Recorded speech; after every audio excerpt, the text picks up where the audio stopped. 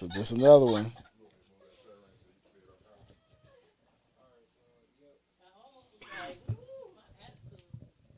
You finna start streaming, K? You finna start streaming? All right.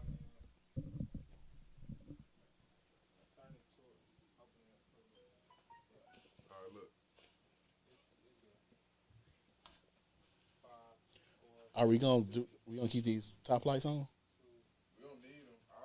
I think we should probably. Yeah, we probably should. Yeah, that's cool. I just didn't know. I know he cut them on at first because none of them was on.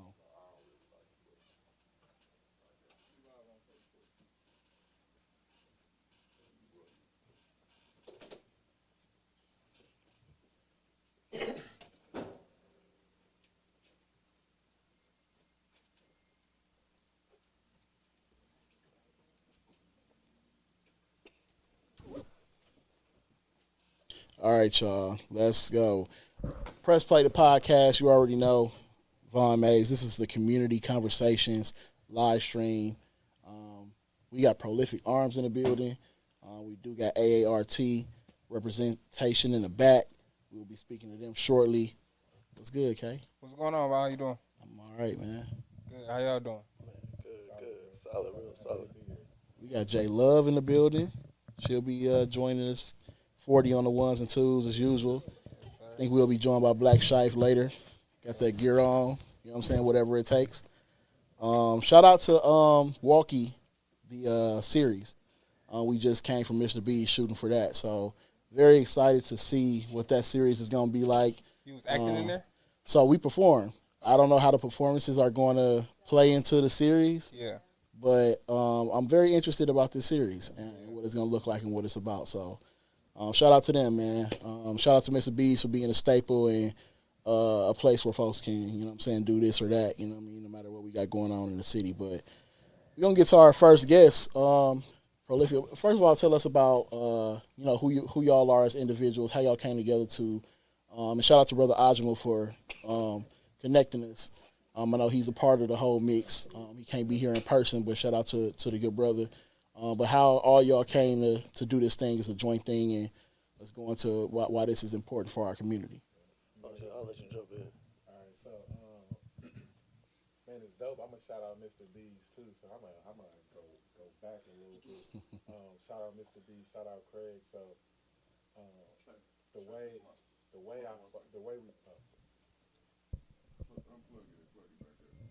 Yeah. He is.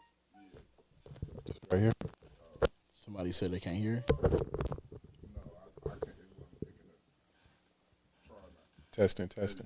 Okay. Okay. So yeah, once again, I'm Theron Rogers. So like I said, shouting out Mr. B's again. It's ironic that you bring up Mr. B's. The way I find myself in this arena as an entrepreneur is via Craig and Mr. B's. So Craig, I call him my OG. He's been a mentor to me too, in many ways. But Craig gave me my first security contract. Okay. So when he was still at KISS, and what else? No, it was KISS. Yeah, just KISS at the time. As a matter of fact, he was actually working on opening another venue. It fell through. I gave him a bid, so he was like, you know what, that fell through. You know what? Take over the crew at KISS. So anyway, I just wanted to share that piece of information. So once again, Theron Rogers, Prolific Arms. My background is 17 and a half years military. Been in the Air Force 17 and a half years. So I'm looking forward to retiring. Thank you for next your few service. years. Appreciate that. Yes, Appreciate sir. that. Yeah. Absolutely. So Guard Reserves right now. So you still active in that? Still a part of it. Yes, sir. Yep. Madison, Wisconsin, the 115 Fighter Wing. Okay. I'm an inspector for the weapons system for the F-35 fighter jet. Okay. Yep. Right. So yeah. Proud of that. Got some bunch of law enforcement experience. Spent 7 years in law enforcement. After transitioning out of law enforcement, I tried on my entrepreneur hat. Did a bunch of different things. Security. Once again, like this lane as it relates to like safety, security, and protection in the community, I just like couldn't get away from it. So like I said, Craig, Mr. B's, Kiss was where I started security. Been doing security for over 10 years now. Obviously, with that security piece, we got into the firearm instruction piece, which was really concealed carry and focusing on our community, right? Trying to be an organic resource. And when I say organic, I mean like immediate access, without the need to travel 45 minutes in either direction or more, right? To just get basic access to things like concealed carry or firearm fundamentals, whatever that looks like. So we started doing the CCW, give Eddie credit for that, in 2018, really heavy. So up until this point, we've trained, and it's crazy to say this, but I would venture to say at least 8,000 to 10,000 people since 2018. In the city, in the county, city, in the city of Milwaukee, in the city alone. in the city of Milwaukee. That's a lot of people. We did some training in Madison. And Yeah, we've traveled. Oh yeah, we've traveled outside the city, but hyper focusing on the city of Milwaukee, as it relates to firearm safety and education. We've trained 8,000 to 10,000 people. We got the numbers to back that up. Okay. But yeah, we have been to Madison, Wisconsin. We have been to Racine, so southeastern Wisconsin and other areas, but hyper focusing here. So adding that instruction component, as of 2023, we opened a firearm retail store. So we are a FFL, fully licensed, federal, ATF vetted and approved firearm retail store as well. So our 2-year anniversary is actually tomorrow. Y'all have a Shout out to location y'all. here in Milwaukee? Yep. So West Dallas, Okay. Wisconsin. So West Dallas, okay. Yep. So 2192 South 60th Street. Okay. So yeah, so we've been there. Man, the goal was to get it in Milwaukee. Yeah. But it's an ordinance against gun stores in the city. Really? Of Milwaukee. Yes. Wow. So yeah, That's so interesting. thank you. And congratulations Yeah, on the 2-year yeah. anniversary. Appreciate, appreciate that. And that's, Amazing. I mean, black gun dealers, businesses. Honestly, I've never heard of one. So You know. it's like you said, man, it's non-existent. In the whole entire country, we make up 1 of 15 in the whole entire country of 6,000, so 0.0025%, right? So it's kind of a big deal. Yeah, so I think that kind of like brings us to, what we're doing now, like when we talk about our passion and purpose. So like doing some research, jumping into the arena and just being firearm instructors first, right? Realizing like, damn, we are 1 of 15 in the country and really doubling down on what we are trying to do, like more than just trying to sell guns to our community. We're trying to sell empowerment, education, and protection in all the ways, right? So knowing that number is the number, we felt like the onus, and accountability is on us to make sure we are providing, real, relatable resources, conversations around this arena, around this topic. So with that being said, I'm going to go ahead and introduce myself too. I'm Eddie Silas. I'm co-owner of Prolific Arms, firearm instructor. I do a lot of our curriculum writing as it relates to firearm instruction. We train like some of our community partners is the CRC, which is formerly the House of Corrections. We train all their Shout out officers. to CRC. They actually been on here. So those guys over there, we train most of those guys. And then a couple more of our community partners will be Office of Community Wellness and Safety. Shout out to them. Shout out to them. So we big on partnering and going out and finding resources for our community, right? And being advocates of gun safety and education. So That's important. Super important. Yeah. So what we really want to do, right, is like, you hear the term bridge the gap. We really want to bridge the gap in a way, once again, making it relatable.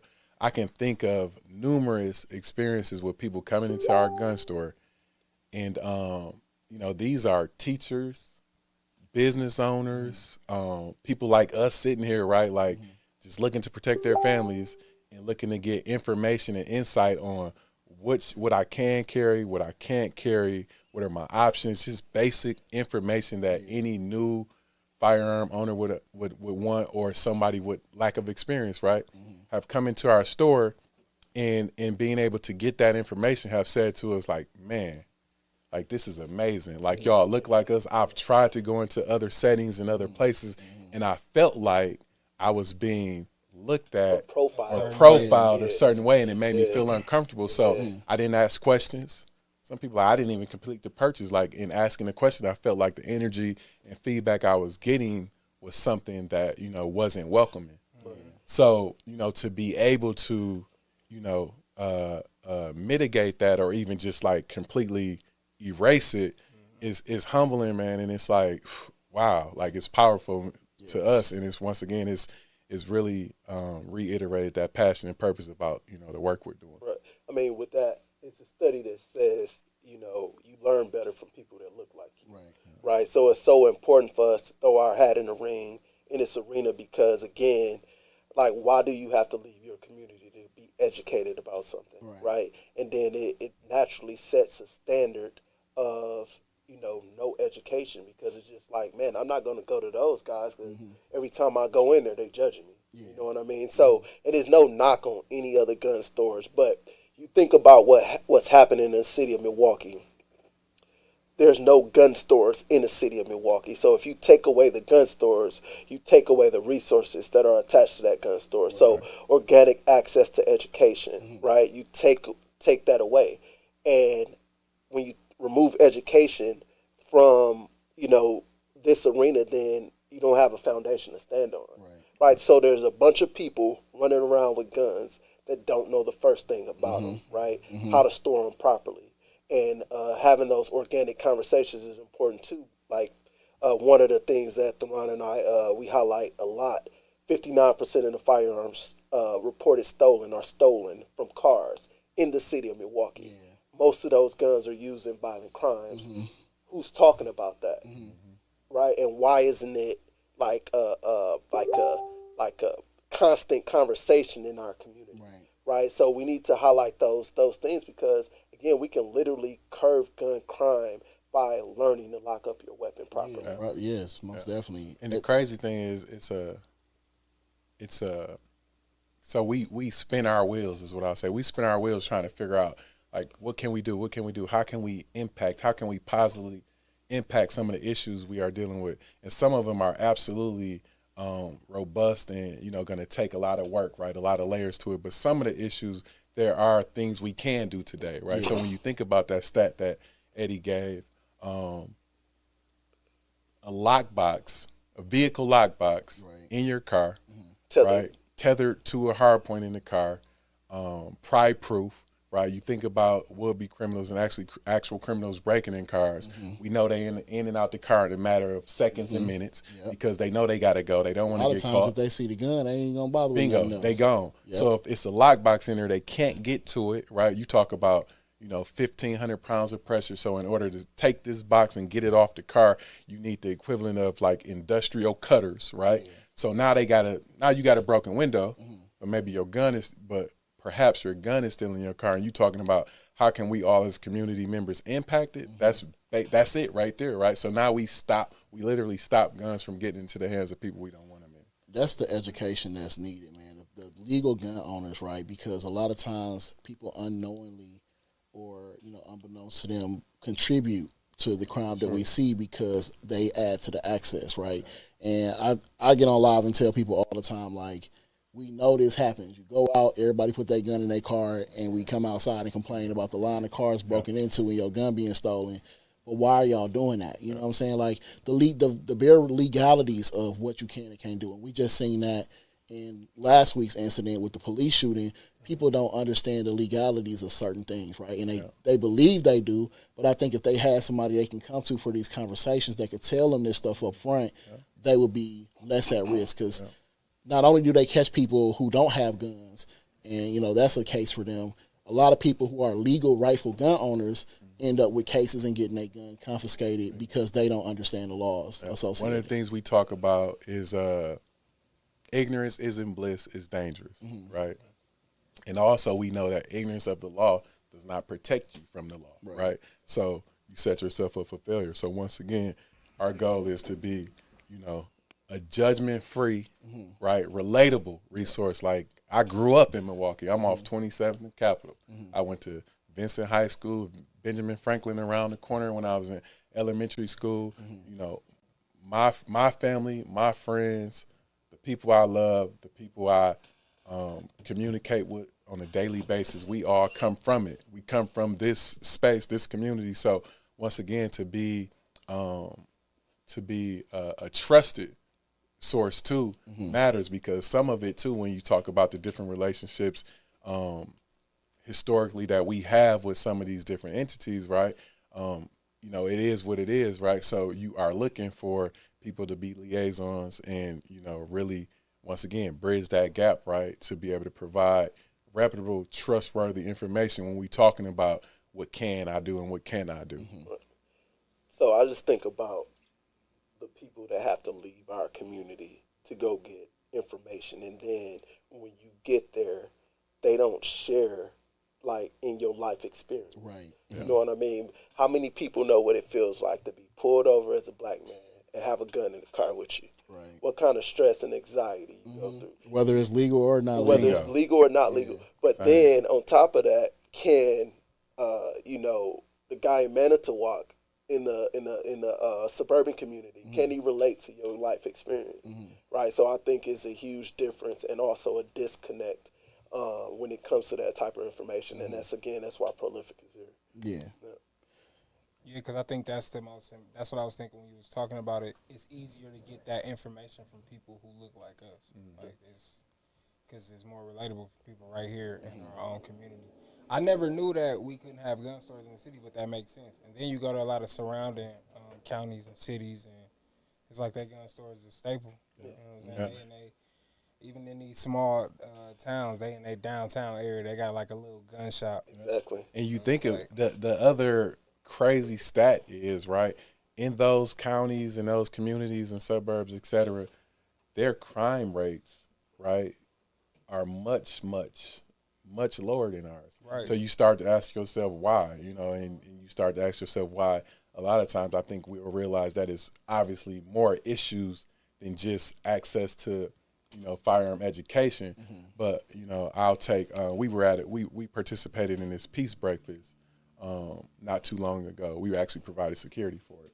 And Chief Norman of MPD, he stood up and he talked about, you know, all the different community partners, all the different community members who are already doing the work. And he said two things that stuck out to me. One of the things he said is, he was like, do more. I know that's asking a lot, because I'm not taking, you know, for granted and taking away that we already doing the work, but it's an issue, so we need to do more, number one. So that resonated with me, because I'm like, hell yeah, we need to do more. The other thing he said was, you don't need to do it all. You get what I'm saying? We all need to just do our part, right? So once again, Vaughn, what you doing? Prolific Arms, what you doing? What are you doing? As we all take our piece of the pie, we take the whole pot, and we do more that way. So once again, we don't have to stress out or jump into each other's lanes. We just need to do our part. So once again, our part at Prolific happens to be to educate our community on what responsible gun ownership looks like, right? And what it means to educate and empower our community at large. So to educate our youth, right? To change the negative connotation attached to guns, right? To get rid of all that tabooness. Like when we grew up, my grandparents, my parents, they didn't want me around guns. We couldn't even have a toy gun, right? Exactly. But then, you know, I remember being in the locker room when I first joined law enforcement and hearing my white counterparts talk about getting their kids and their youth firearms as early as 10, 11, and 12 for Christmas, birthdays.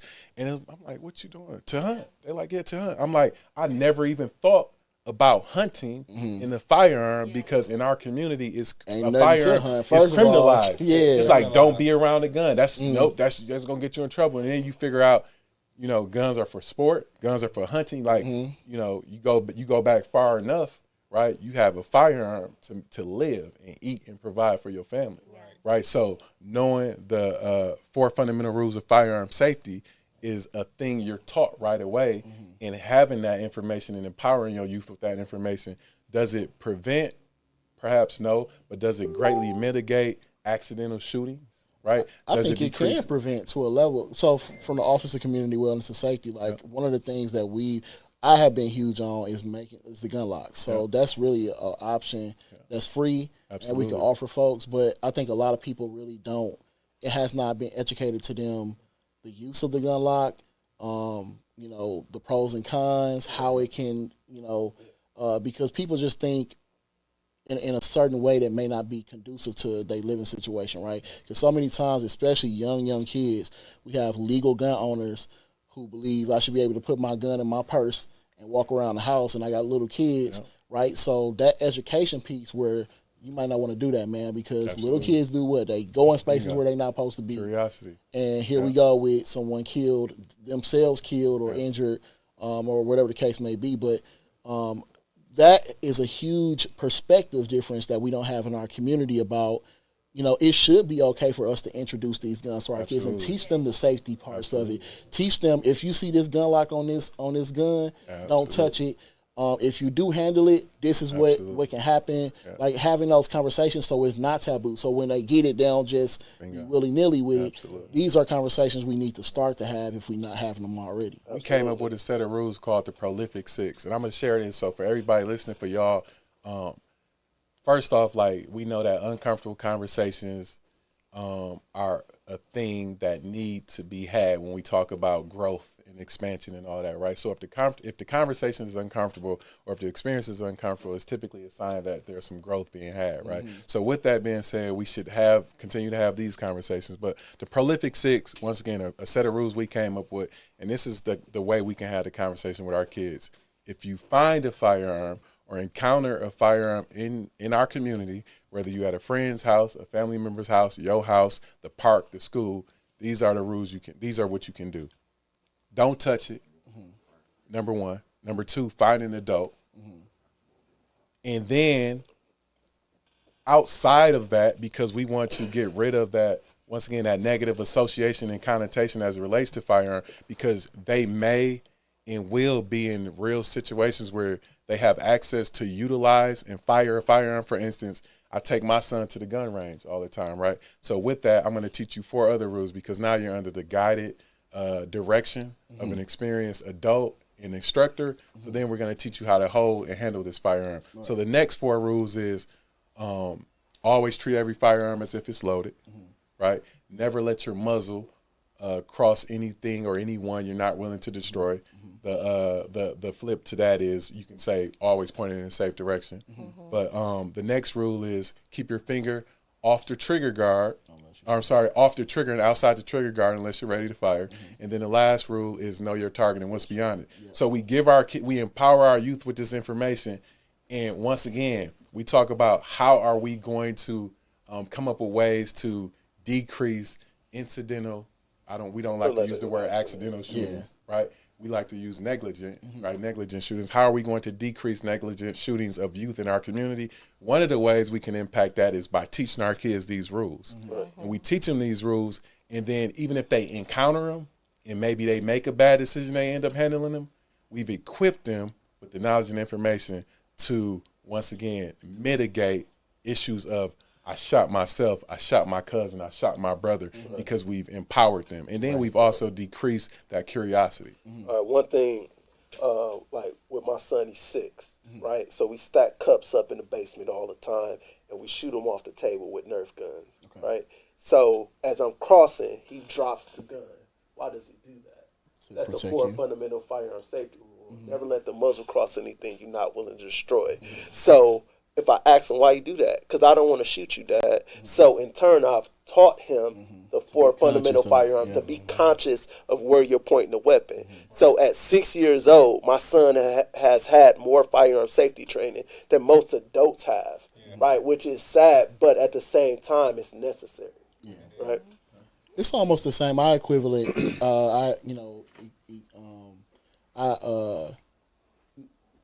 it's almost like fighting, right? I always say, as a person who fights, when you can fight and you're trained to fight, you're less likely to want to do something because you know what can happen. Respect what you know. So it's the same thing. When you have those trainings, your level of consciousness and awareness to certain situations is a whole lot more. You're not going to be shooting into crowds or shooting aimlessly, and bringing in innocent people in situations or putting yourself at risk. Above all. So, like I said, it's super in-depth conversation and need in our community. I'm glad because like I said, the best I can do is try to tell people from advocacy standpoint, because I encourage people, if you have the right to carry, please do. Please go get your concealed carry. Please go get gun training. But those other things, to have somebody they can literally come and see and say, I might not come in here to buy a firearm, right? But I got some questions, or I want some training, or I want some education, somewhere to send people to get the information, I think is even bigger than the sale part of it. And that's who we want to be. It's still a new, uncomfortable conversation in our community. We recognize that it's some anxiety in our community still. Even when we talking to people now, even people, especially older, who proud that we happen to be in this arena, you can see the anxiety. Mm-hmm. You can feel it in them, right? Mm-hmm. But it's a necessary conversation. And the only way we make some changes, right, is if we start having a conversation. So, I agree with everything you said. We definitely got to change the. We tried doing nothing, right? We tried not educating. We tried like that. This is a result of no education, right? Like everything that you see, I think primarily is a result of lack of resources and lack of education. So we tried doing nothing. Let's do something to move forward. Right. Yeah, one of the things we just talked about recently was, you talk about safe zones, right, and what it looks like when there are no guns present, right? So that's usually like the quickest option, the easiest option that people think about. Like, let's just take away the firearms. Like, if we make firearms unavailable in these spaces, then we'll be safe. Well, when you think about it, right, the people causing the most harm in these spaces typically aren't law-abiding citizens, right? So we still need to be teaching each other in the community how to navigate firearms in our community. So we talk about the education piece. To take a safety awareness and firearm education course does not mean you've made a decision to be a gun owner, right? But it's still information and education you need to have, because firearms are in our community. Just like, once again, you may not drive a vehicle or have a driver's license, but you absolutely know what a yellow light means, what a red light means, what a green light means, what a crosswalk is, how to put a seatbelt on, right? You may not be the driver of the vehicle, but you know how to navigate vehicles. Right. So once again, the arena of firearms should be no different. You may not be the handler of the firearm, but we know they are present, available, and everywhere in our community, so we all need to know how to navigate them. So one of those situations, like knowing what to do in case, like if it's a fire, like when we was a youth getting taught how to stop, drop, and roll. You know what I mean? Just in case of a fire. Okay, just in case you come across a firearm, you got this safety training. There you go. You know what I'm saying? Just in case. No, that's exactly it. That's like, when we talk about safety awareness and firearm education, like, we want to put it in those categories where you talk about what to do in case of a fire. The crazy thing, one of the other analogies we use is we talk about our kids in our homes, right? What do we do with knives? What do we do with fire, right? So when they really young, right, you talk about knives, you talk about the fire on the stove, what do? We lock the drawers, right? We put the knives up in a way, but we also, as soon as we know they know what that drawer is, that knife is available, we talk to our kids, age appropriate and maturity appropriate, and we say, this is a knife. Don't touch it. It can hurt you. We don't keep hiding the knives, right? We start giving them education from day one. So we're not giving them the handle. We're not allowing them to handle the knife, but we say, let me show you what this knife can do. Yeah. It can make a peanut butter and jelly sandwich. Historically it's taboo, and not just between us, but we kind of been made that way because guns were not ever looked at good in black folks' hands. Right? Yeah. So we kind of have carried that on to ourselves. Historically, it's associated with the truth. Man, I mean, when you think about it, goes all the way back to like the civil rights movement, and then the NRA being involved with the Black Panthers and all this different stuff. Like, it's super deep, is what it is. Yeah. But we got to think about the narrative, though, right? Like, it's their narrative that we have the responsibility of fixing in our community. It's a narrative we've adopted, but it's no truth to it. One, it's the Second Amendment right, right? So it's our right. It's our American right to own a firearm if you decide to. But once again, people will come to some of our classes, and one of the questions we've started to ask people is, how old do you have to be to take a firearm education class? And people will start saying 18, 21, these different ages. Right. Like, there is no age limit. Yeah, Meanwhile, So when you signed up for this class, bring your teenage son or daughter. Yeah. Bring your adolescent, 9, 10. Like, as a parent, you make that maturity decision. But as soon as you've decided that your son or daughter is age appropriate to digest this information, that's when it's time to bring them and start having that conversation. And if that's how we're they gonna issue mitigate. a certificate, right, it doesn't have an expiration date. Right, it doesn't have an expiration date. But my thing is, we need continuous education. No matter if there's an expiration date on there or not, we need to always be seeking education, because even as an instructor, I've been doing this almost between I'm gonna say 10 or 11 years. Even as an instructor, the information always changes. It's always evolving. Laws are changing, all this thing. So I got to stay out ahead of it, and it's my job to relay it to the community, right? Yeah. That's like the medical field with refreshers. You take a CPR class, you're CPR certified, but you got to get refreshers Every 2 years. It's as deep as like when I was doing the Sherman Park programming, right? One of the things that we said was like, we used to always go to bounce. Shout out to Ryan Clancy, who became county supervisor, and now he's at the state. He owned Bounce Milwaukee, and one of the things they had in there was laser tag, right? And then you got South 27th, they got laser tag. Well, why do I got to keep taking these kids out of inner city Milwaukee to just take them to laser tag? So I started reaching out to laser tag places like, can we build something mobile where we can come set up in the park and, have a mobile laser tag place? And they were willing to do it. They were like, you know what, that's a great idea. We was putting it together. But the community and some electeds were like, we don't want kids running around insinuating guns and stuff. And I'm just like, it's that deep to where we can't even play laser tag. But because listen, of why that is it okay for other communities though? Well, see, and this is a large part of my issue, because it's okay for them to learn about like firearms, guns, and all this other stuff. But when it comes to, so think about that. I was going to say this earlier. Excuse me. So the NRA is out there in suburban. Like when you talk about the Boy Scouts and all those different stuff, the NRA is heavily involved there, right? However, when it comes to our community, where are they? And again, I'm an instructor for the NRA, but I'm just saying, where the hell have they been? So check this out. So this is like, we get super passionate. I'm sorry. Like, we get heated up. But I also government contract, right? So I was meeting with one of my subcontractors a couple weeks ago, younger guy, and he was asking me about the firearm instruction and CCW classes, how all that is going. I'm like, it's going good. And I was asking him, I'm like, do you got your CCW permit? He was like, oh yeah. He was like, it's crazy. It's been a while, but I remember, I think it was like my senior year in high school. Like, we had a class for the weekend. The police department came in. They taught us firearm instruction and not firearm instruction. I'm sorry. They gave them a firearm education course, and they all got certificates in the school. Wow.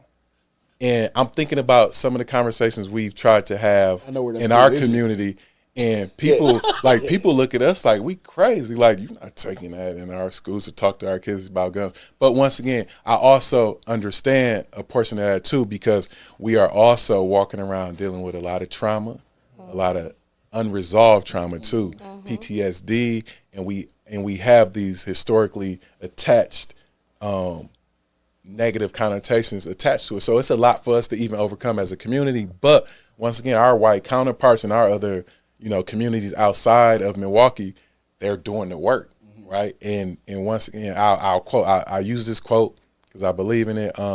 Malcolm X said, "Education is the passport to the future, and tomorrow belongs to those who prepare for it." So whether we're talking about firearms, whether we're talking about credit, home ownership, entrepreneurship, if we aren't educating ourselves, we won't be equipped to navigate it successfully. Can I chime in just a second? You got a mic on? You can hear me? Gotcha. So do you feel like it's any laws that go against what you're that don't support what you're doing? For example, like I have my concealed carry, and I learned this was my first time learning that Wisconsin was open Open carry. because I want to go back to what you said earlier, Vaughn, when you was like, why they leaving their guns in the cars? Because everywhere you go, you can't take your gun in there, even though we're open carry. So yeah, everybody has like you have a facility, you're able to say you don't want guns in your facility, but Absolutely. then it kind of like takes away from people who are legally able to carry open to be able to kind of like, what am I trying to say? Carry out that right Yep. when you're going into places and spaces. So it's like, do you feel like it's any particular laws that don't support what you're doing? Well, it's a number of things I want to unpack there with with your statement. So, open carry, I'm kind of anti open carry, and the reason that is, and again, we're open carry state, right? And you think about like surrounding counties. And I don't know if you ever been to the South before, where everybody is carrying a gun, like in Texas, openly. And so my thing is, in the urban situations or urban environments, like I don't think it's the smartest thing to do. Is because you're giving up your tactical advantage, right? Meaning, if I have a gun there to protect myself, action beats reaction every time. So if I come up on you, I know you got a gun, right? And I pull my gun first and say, give me your gun. What can you do? Right? However, if you're concealing your weapon and you don't know I have a gun and you're there to cause me harm, I can then react accordingly, right? So my thing is open carry versus concealed carry. I'm going to say concealed carry is a better option tactically. Like in a bank robbery, who's the first guy to die? Security, right? Is because they know he has a gun, right? Sure. So my thing is conceal, keep your tactical advantage. Now, as far as like the law goes, are there things that oppose us from our goals? I'm gonna say yes, and the reason that is, I'm gonna say like the ordinance, for example, right? Not to be able to have a gun range or a gun store in the city of Milwaukee means I have to leave my environment, right, and go and drive somewhere far out and get education from people that don't look like me. So that's right there is enough to like turn like everybody experience negative, or most people experience negative. So I've been in like people come into our store all the time to where people say, man, I went up the street and they make me feel dumb for just coming in there for asking a question. All I had was a question, right? So my thing is, it's very important for people to be able to come get that different kind of experience, right? And the ordinance is preventing that from happening. So I wouldn't necessarily say there's laws, but there is ordinance in place to prevent people from doing things like that. And then to elaborate a little more, anytime we have and essentially we call it a right, but it's still a privilege, right? To have and own a firearm is still it's a right, but it's a privilege, right? So anytime we're navigating privileges and rights, the point I'm trying to make is government at different levels will enact policies to kind of restrict and have some order as it relates to it, right? So when you talk about the ability to go into businesses and you can't go into these businesses because they have signs posted that say no firearms, right? That's the community at large, business people, entrepreneurs, restaurant owners, or what have you, saying, I just don't want firearms in here. Yeah. That's fine. I think more importantly, and what we talk about is that educating ourselves beyond that, right? So, hey, I cannot carry my firearm in here, and I don't want to make it tough for me to exercise good retention of my firearm, meaning I still have it when I come out of here.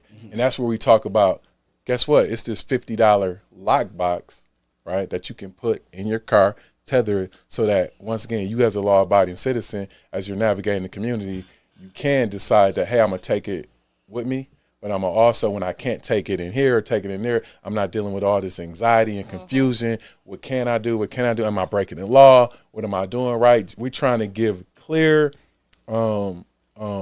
options, right? Because we have multiple options and access to the education as it relates to how we can safely and efficiently navigate our community. And I also say, just from experience, this is an issue that I've tried to, again, like, as best educate and navigate people through, because different situations, like, first of all, understanding private versus public. Yeah, like sure. Open carry is a public thing. Just like when you get in your vehicle, that weapon has to be out in the open, visible. It can't, unless you have a CCW. If they don't know that you had a gun or it's not visible, you likely get in trouble. They'll take your firearm and you'll go through a whole mess, and a lot of people don't understand that. But then, I don't know if y'all remember, it was viral a couple of years ago where there was a group of like white folks who was coming here, walking down the street with shit with drums. They had, long guns. They had all this stuff. And people was like, yeah, man, they teaching us, man, they educating. I'm like, but you can't walk down the street like that. Right. So one of the questions we ask, you can. You're supposed to, but you're likely going to get bingo. Right. We challenge you. So we That's get a lot I of mean. questions in our classes like, can we? And That's your man, brother. He calling in to the show. okay. okay. So the question of can we and should we is two different things. With That's any Right. right. So once again, that's you With any and that's all you rights. using all of your experience and all of your understanding, and you making a sound judgment decision, right, on what I can and what I can't do, right? You can yell fire in the theater, right? You can, You probably gonna get in trouble. right? But if you do, what's gonna happen? Gonna be consequences. It's gonna be consequences. So, and we talk about, once again, it's your right. You can, but does it make sense for you? Is it the best decision? Is it safe? What are the consequences? And then we talk about calculated risk. Is it worth it, right? Do you really want to? Let's we got Ajmal calling in, real quick, and then we're gonna transition to my guy Devin with AART and the participatory budget conversation. Ajmal, what's good? Man, peace and love, everybody. What's happening? I just wanted to chime in on a couple of things. I had a conversation on Instagram. Somebody had inboxed me, and they humbly wanted to know, as somebody who has built a movement called Heal the Hood Milwaukee, and we talk about so much violence reduction and violence prevention, so on and so forth, how can I now work for an organization that distributes firearms to the black community? And what I told her is that you got to look at the coin from both sides of that thing. There's a certain level of prevention work that I can do in classrooms, but then there's another level of prevention work I can do by hands-on teaching the 6 fundamental rules of firearm safety, by teaching new gun owners how to store firearms, teaching about, all of these things that make us responsible firearm owners. And so for me, my role with Prolific, and I really love it because it truly does help me to infuse what we already do with Heal the Hood, and help to further push violence prevention and conflict resolution efforts. There was a video I watched on Instagram literally like a day or so ago, and the woman in this video, like, this dude had called his daughter a B-word, and she went off on him. She tore into his ass, and rightfully so, right? It was good to see a mom stand up for a child like that. However, she got to assaulting him. She got to slapping him in his head, following him to his car. Then she had her gun on her. She took her pistol off her hip and set it on the ground and said, "What, you want to fight right now?" And this is all while he's still walking to his car. And it was so interesting to watch because, again, she justified in feeling how she feel, but how she going about it is horrible. Because when he apologized for the infraction and started to walk towards his car, and she started to follow him aggressively, that's grounds for something right there, and she's brandishing her pistol, so on and so forth. So to make it relevant, what we do at Prolific is truly educate and empower the people. I've been using that term all summer, education and empowerment.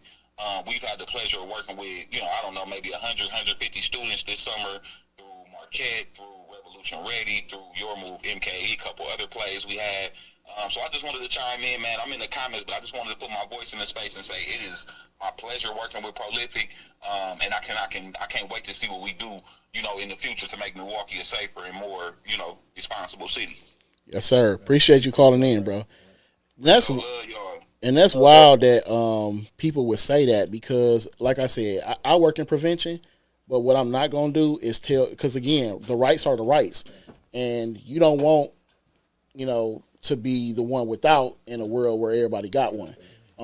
So I always advocate for people, but responsible gun ownership is the main focus and the main point of that if you're going to own one, be responsible with it, right? And not end up in situations where you may get yourself harmed or harm somebody unnecessarily or incidentally, because you don't understand the different layers that come with that, right? Same way where, we look out and we see kids and adults fighting all over the place, right? And people are like, man, we shouldn't be fighting. There are some times where fisticuffs are necessary. So I encourage young people. I'm serious. I would rather that you are. Hey, like I'm gentlemen. using the old word. Like a gentleman. I'm using the old word. Sometimes you got to be like, listen, these two people are not going to get along. They're not going to talk it out. Yeah. If y'all need to fight one time to get it out y'all system, go ahead and do it. Can I interject to say one thing? When people hear safety awareness, firearm education, they literally think handling. Like when people think we're really teaching youth and other adults how to handle and shoot firearms, that is one component of what we do. The biggest, and we talk about tools. We've talked about lock boxes, gun locks, right? We'll talk about different tools that go on. The firearm is a tool. The biggest tool, the best tool available to you as it relates to this arena and that we teach and hyper focus on, right, is conflict resolution and de-escalation, right? That's the number one thing we talk about in our courses. This is a last resort. Yes. If you are ill-equipped and unable to exercise good conflict resolution, if you don't understand what effective communication and de-escalation is, and we walk you through that, right? We've took training and classes and educated ourselves on that. So we walk you through that, and we challenge you to deal with that. And if you can't deal with that, and we're talking about responsible gun ownership, then what we tell you is, guess what? You aren't ready to own this tool. Right. Yeah. So we're going, so deal with your trauma, understand what your triggers are, right? Understand what it looks like when somebody pushing your buttons and all that. And once you can successfully deal with that internally, and we call it be thick-skinned enough to be in these situations, because once you decide to carry a gun is going to be with you every day. And if you can't resolve conflict without it, right, then once again, you set yourself up for failure. I'll give y'all this one last stat, and then I'll pass it to you, Eddie. I was just reading a stat from 2022 that the FBI put up. They said that research showed that less than 0.01% of all altercations justified a lethal response or action. So think about that. Less than 0.01% justified a lethal response. When we say lethal, that's a weapon, right? A gun, a knife, or whatever. So that means that 99.9% of the time, It's bullshit. you need to be equipped, right, to navigate that situation without the use of a firearm or another deadly weapon. So once again, the best thing we can give you in what we doing is conflict resolution and de-escalation. Right. Wait, so you're saying 99%? No, 99.9 99.9% Yeah. of altercations. of violent altercations involving a weapon, the weapon was not needed. Bingo. Yeah. So- That's per the FBI stats. And the MPD just put out another stat, and they put this out annually, so I challenge y'all to go look at it. They talk about all violent shootings and altercations and all 80+% of shootings stem from arguments. So, but so to dive deeper than that, a little bit deeper than that, and piggyback off what Theron was saying, it's a failure to communicate. Arguments is just a failure to communicate. A lot of the times, people be saying the same exact thing, right? So it's just a failure to communicate. So, if you can take advantage of a professional communication class, right? And it's something that we with all our staff, we put them in a professional communication class. Like, it's huge to be able to communicate with one another, right? And that way you find empathy, right? You can find empathy that way. So, dude, we gotta use these tools, man. We absolutely must use these Dude, tools. one thing I was thinking about, which I was talking about earlier with the getting it in schools, I think that would be very helpful because just one of those 4 rules, which is never point this as something you don't intend to destroy, will change so many children's minds on weapons and how they use it. Yeah. Kids are smart. Once you pick this up and point it and prepare yourself to use it, you're destroying whatever you pointed at, and there's no coming back from that.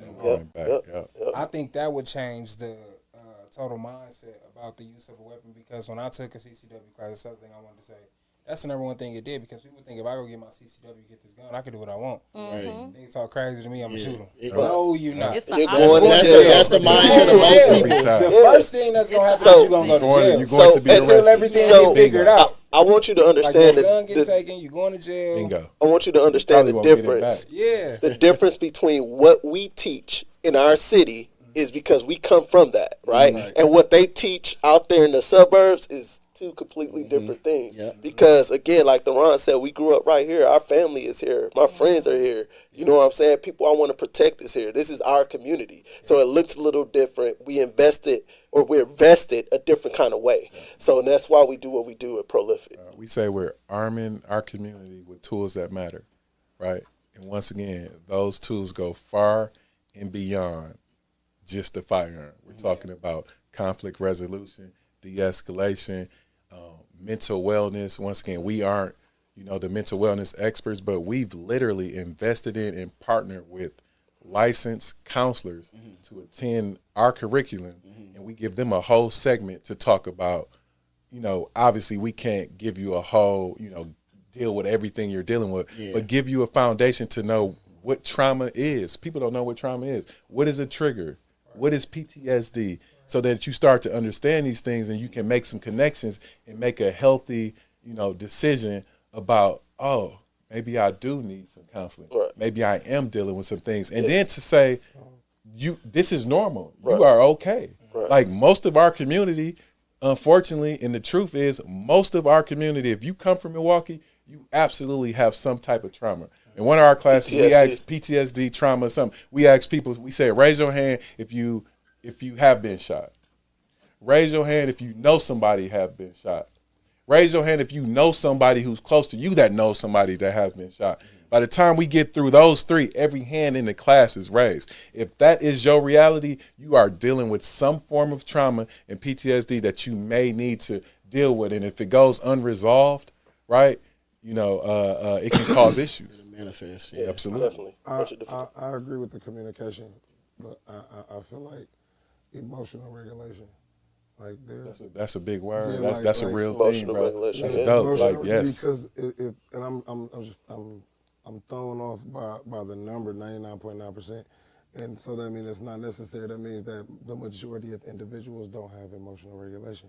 Emotional intelligence is like learning to regulate your emotions. Exactly. You know what I mean? Exactly. Because without the weapon, if you would punch him in his eye, you really don't need the weapon. Yeah. No Yeah. mental health realization, no emotional stability, but a loaded weapon. Yeah. Y'all know how we ended up here because once again we teach firearm safety and education, right? We added the mental health component. You know how there's this saying, if you ask yourself a question 5 times, you'll get to the real root of it.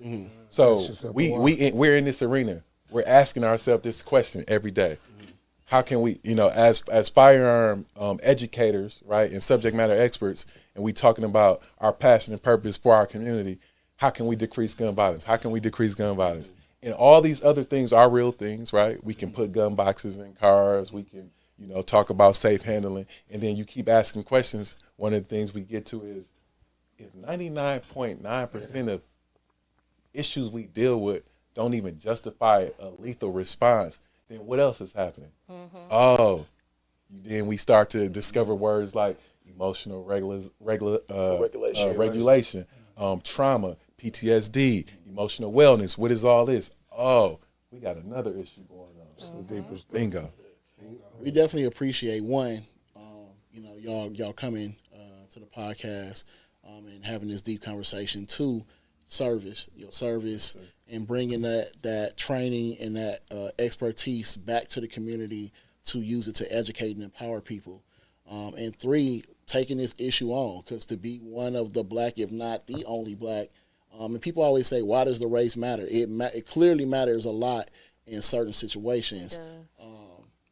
So it has been. I mean, we can go all night about this. You know what I mean? Sure, Because do y'all offer security as well? Absolutely, yeah. We're a licensed security company, so licensed, insured. Mind that we have about 15-ish clients, active clients right now. I want to. I hear from security from the church. Yeah, that's what Evolve Church. That's one of our contracts. Yeah. Oh, I wanted to say I actually met y'all at Mesmer High School. Okay. My Mesmer's sons dope. go there, and that was the first time I seen y'all, and I was like, "That's some black guys that's on there." Like I was, 'cause when he said the race matter, it really does, especially when you have little black boys, or little black daughters. It does matter. Do y'all do like renewing of concealed carry? All right, Absolutely. so it's a number of things with that. So concealed carry, if you got your old card, you don't have to take the class again. And if you have your old card, if you need to just come get some education, we invite you in those doors. And it's free, right? Just let us know you want to come and attend one of those classes if you have your old card. But if you lost it, then you have to take the class again. I'm gonna have to renew mine soon. Okay. Like next year. All right, so a renewal looks like you just sending it in. Like you can go online and do it, or you can print out the paper forms and then send it in. They want proof of training. Your proof of training is going to be your old concealed carry Wait, card. so you don't have to take a different class? You don't. But still but taking it. still We highly, take it. we Like highly I can't encourage do it. again. you're encouraged Yeah, to. we highly Hey, encourage something it. changed. Yeah. It absolutely has. Those permits are good for 5 years. Yeah. So I guarantee you, I can tell you some changes over the Right. last 6 Yeah. months and year. That's So what we they always encourage take a refresher because 5 years things change. Yeah. Okay. Do y'all do guns is violent? Y'all do nunchuck training? Like I'm trying to. Nunchuck training is great. We appreciate Call y'all. my boy the Ninja Turtles. Dragonfly Jones. I'm upset I wasn't able to catch the beginning, but man, y'all, I appreciate y'all. The determination, and if with me, you can tell the determination by the information one possesses. Y'all got a lot of information, so appreciate it, bro. How can people reach y'all on social medias and contact for what's the process like for contracting y'all for security, or even I think Ajibal added the information for the store and all that kind of I stuff. know my boy probably going crazy adding that In the right comments. now. But still giving the social medias. All right, but it's prolific_arms on both Facebook and Instagram.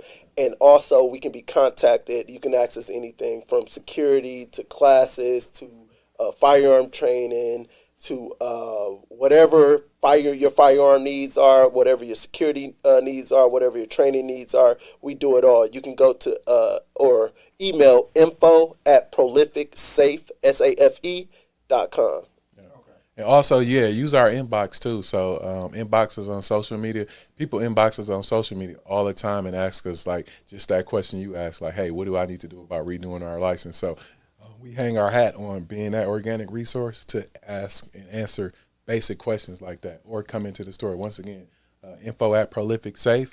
We are located at 2192 South 60th Street in West Dallas, and the store number 414-301-1136.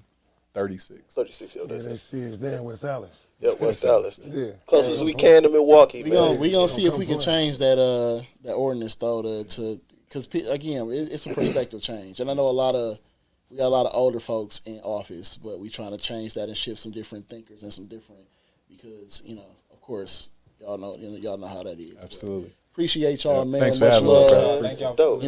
And hopefully, like I said, we can get y'all some business and some stuff going on, and Look into them nunchucks, man. All right, I got for you. sure. Just come up there and kick it. Yeah, Oh come see us, bro. man. Come see Yeah, us. definitely. That'd be dope too. yes, sir.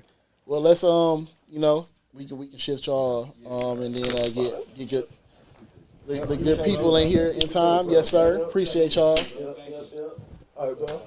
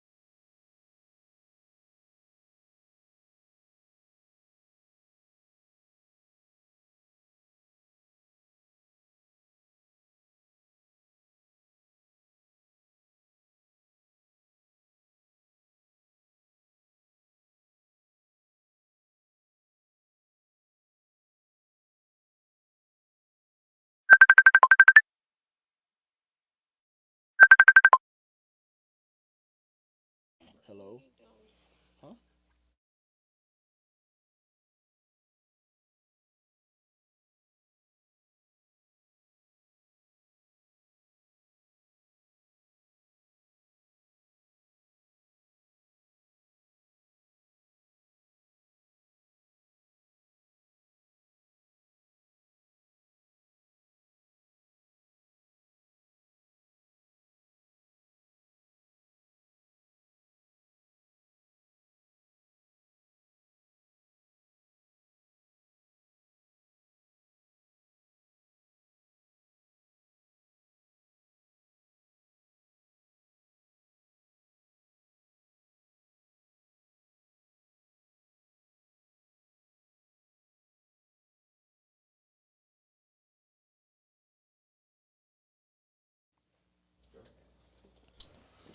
All right, we back. Back, y'all. Welcome back.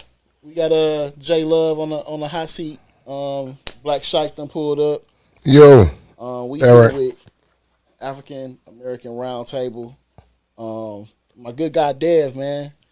What's up, dude? Let's let the people know who you are and let them know what the AART is. Yeah, hey everybody, I'm Devin. Do I have to like move this some way? Yeah, let's get you. Okay, do I have to like sit inward? I don't know. No, he good. Okay, I'm Okay, good. pick it All up, right, good. All right, hey everybody, I'm Devin. I'm the membership and campaign director with the African American Roundtable. The African American Roundtable is an organization. We're based on the northwest side of Milwaukee.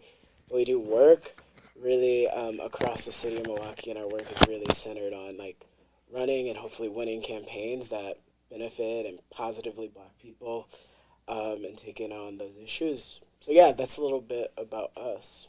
Feel free to ask me anything.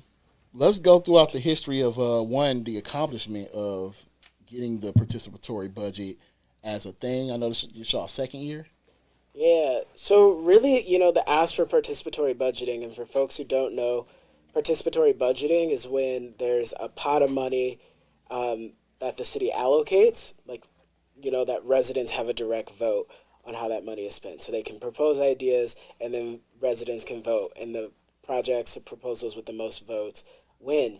And so really, that ask came out of a campaign we launched years ago called Liberate MKE. And that was a campaign we wanted to invest more money into our communities and divest money from police and policing. So each year, the police get over $300 million throughout the city budget.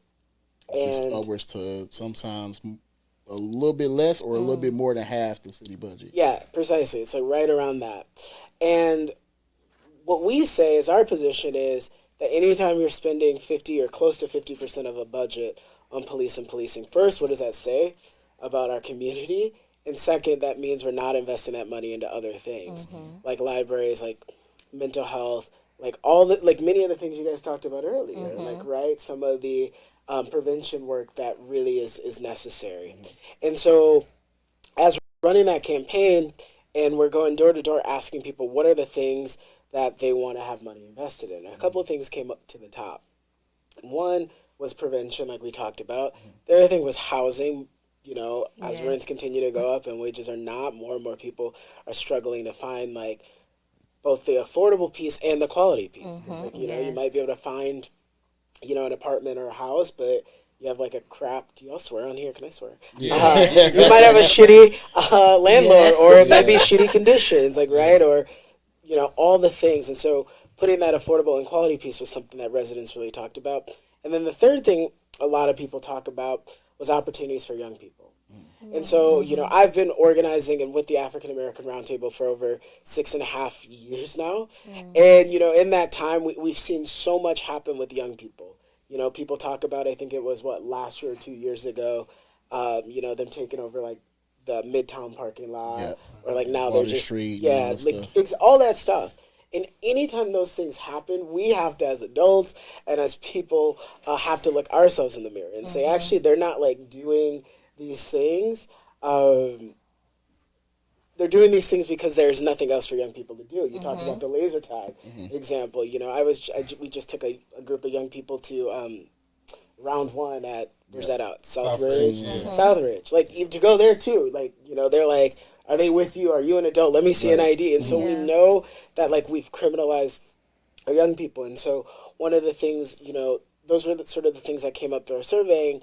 And we said, actually, instead of us like relaying these messages to the city and then the city trying to figure out how they can meet some of these demands we're making, what if we had a process and a pot of money that residents could propose ideas and then and vote on those ideas, and the projects with the most votes win. And so that's sort of how we landed at participatory budgeting.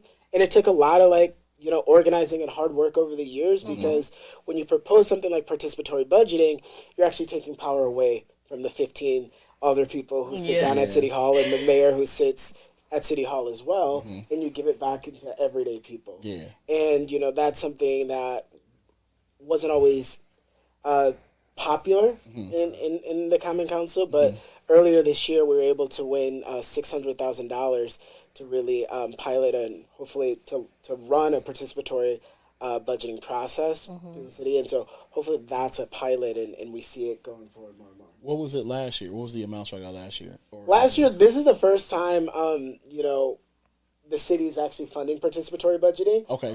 I think we as an organization, because we care and we wanted to show what this could look like. So that was money y'all got independently and put towards. Yeah. So those are those are dollars we fundraise. Yeah. So we fundraised $50,000 a couple of years ago to launch a participatory budgeting process to show what this would look like. Right. And in that process, we got over 30 different proposals, and we were really based on the Northwest side, and we asked that it has to deal with safety, and impact community safety. And so we got over 30 proposals and had over 700 people vote in our process, with us and our small crew of people. And so the hope is, with not only a larger pot of money, with, $600,000, but, the city really leading this, that we'll see more of an impact. So we'll see more projects not only funded, but more people participate. And one of the things I'll say about the project we ran a couple years ago is that Vaughn was one of the winners to really support, the work he does with young people, and his lock-in series on the Northwest side. I love that. Okay, so is it an idea now that's leading that y'all thinking about going with? Yeah, so right now, really where we're at in the process, and thanks for the question, because I think it's important to note, is that, like I said earlier this year, this was in April, that the Common Council, allotted this $600,000. Where we're at, we haven't seen as much movement as we'd like, and so one of the things we're really working on is making sure, to hold the city to account, to really run a process that really meets our idea and our understanding participatory budgeting. So currently we're waiting on the Common Council to announce who's going to be on the steering committee.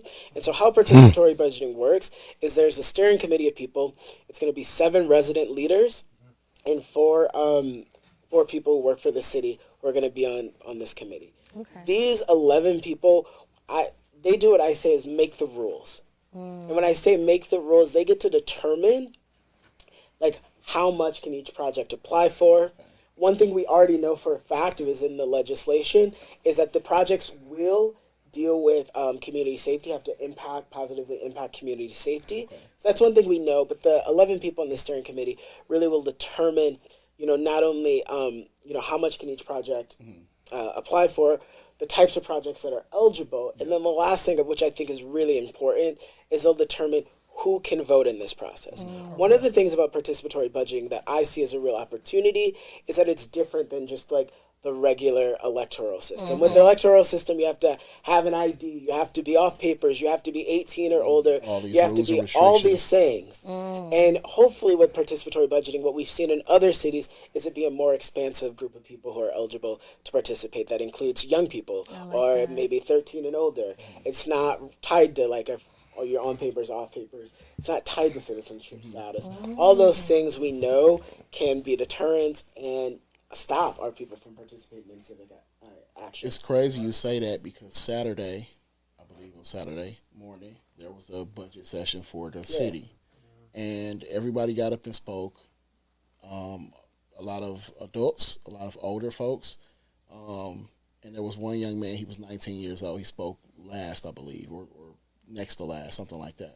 But what he said was nobody, including myself, because I specifically went there to advocate for non-police emergency response, EMS, fire department, and prevention, right? So that those are supported and uplifted. But he said there was no youth representation, and that there are no youth initiatives that that people are driving support towards. And he echoed the sentiment that, young folks are being priced out of the community, are being drained out of the community with, targeting for arrest and demonization. But even in the fact of once you make it to 18, they're not even in a good position to even rent or own a home in their own community, because you got all these new barriers now. You got to make 3-4 times the rent. You got to have a certain credit score and all these different barriers that are now in place. So that's what's going to make that even more important, because, and I did speak to him before he left and let him know about the lock-ins and the different stuff, but that stuff isn't supported to the point where it could be consistent enough for young folks to either take advantage of or participate in as volunteers or whatever the case may be.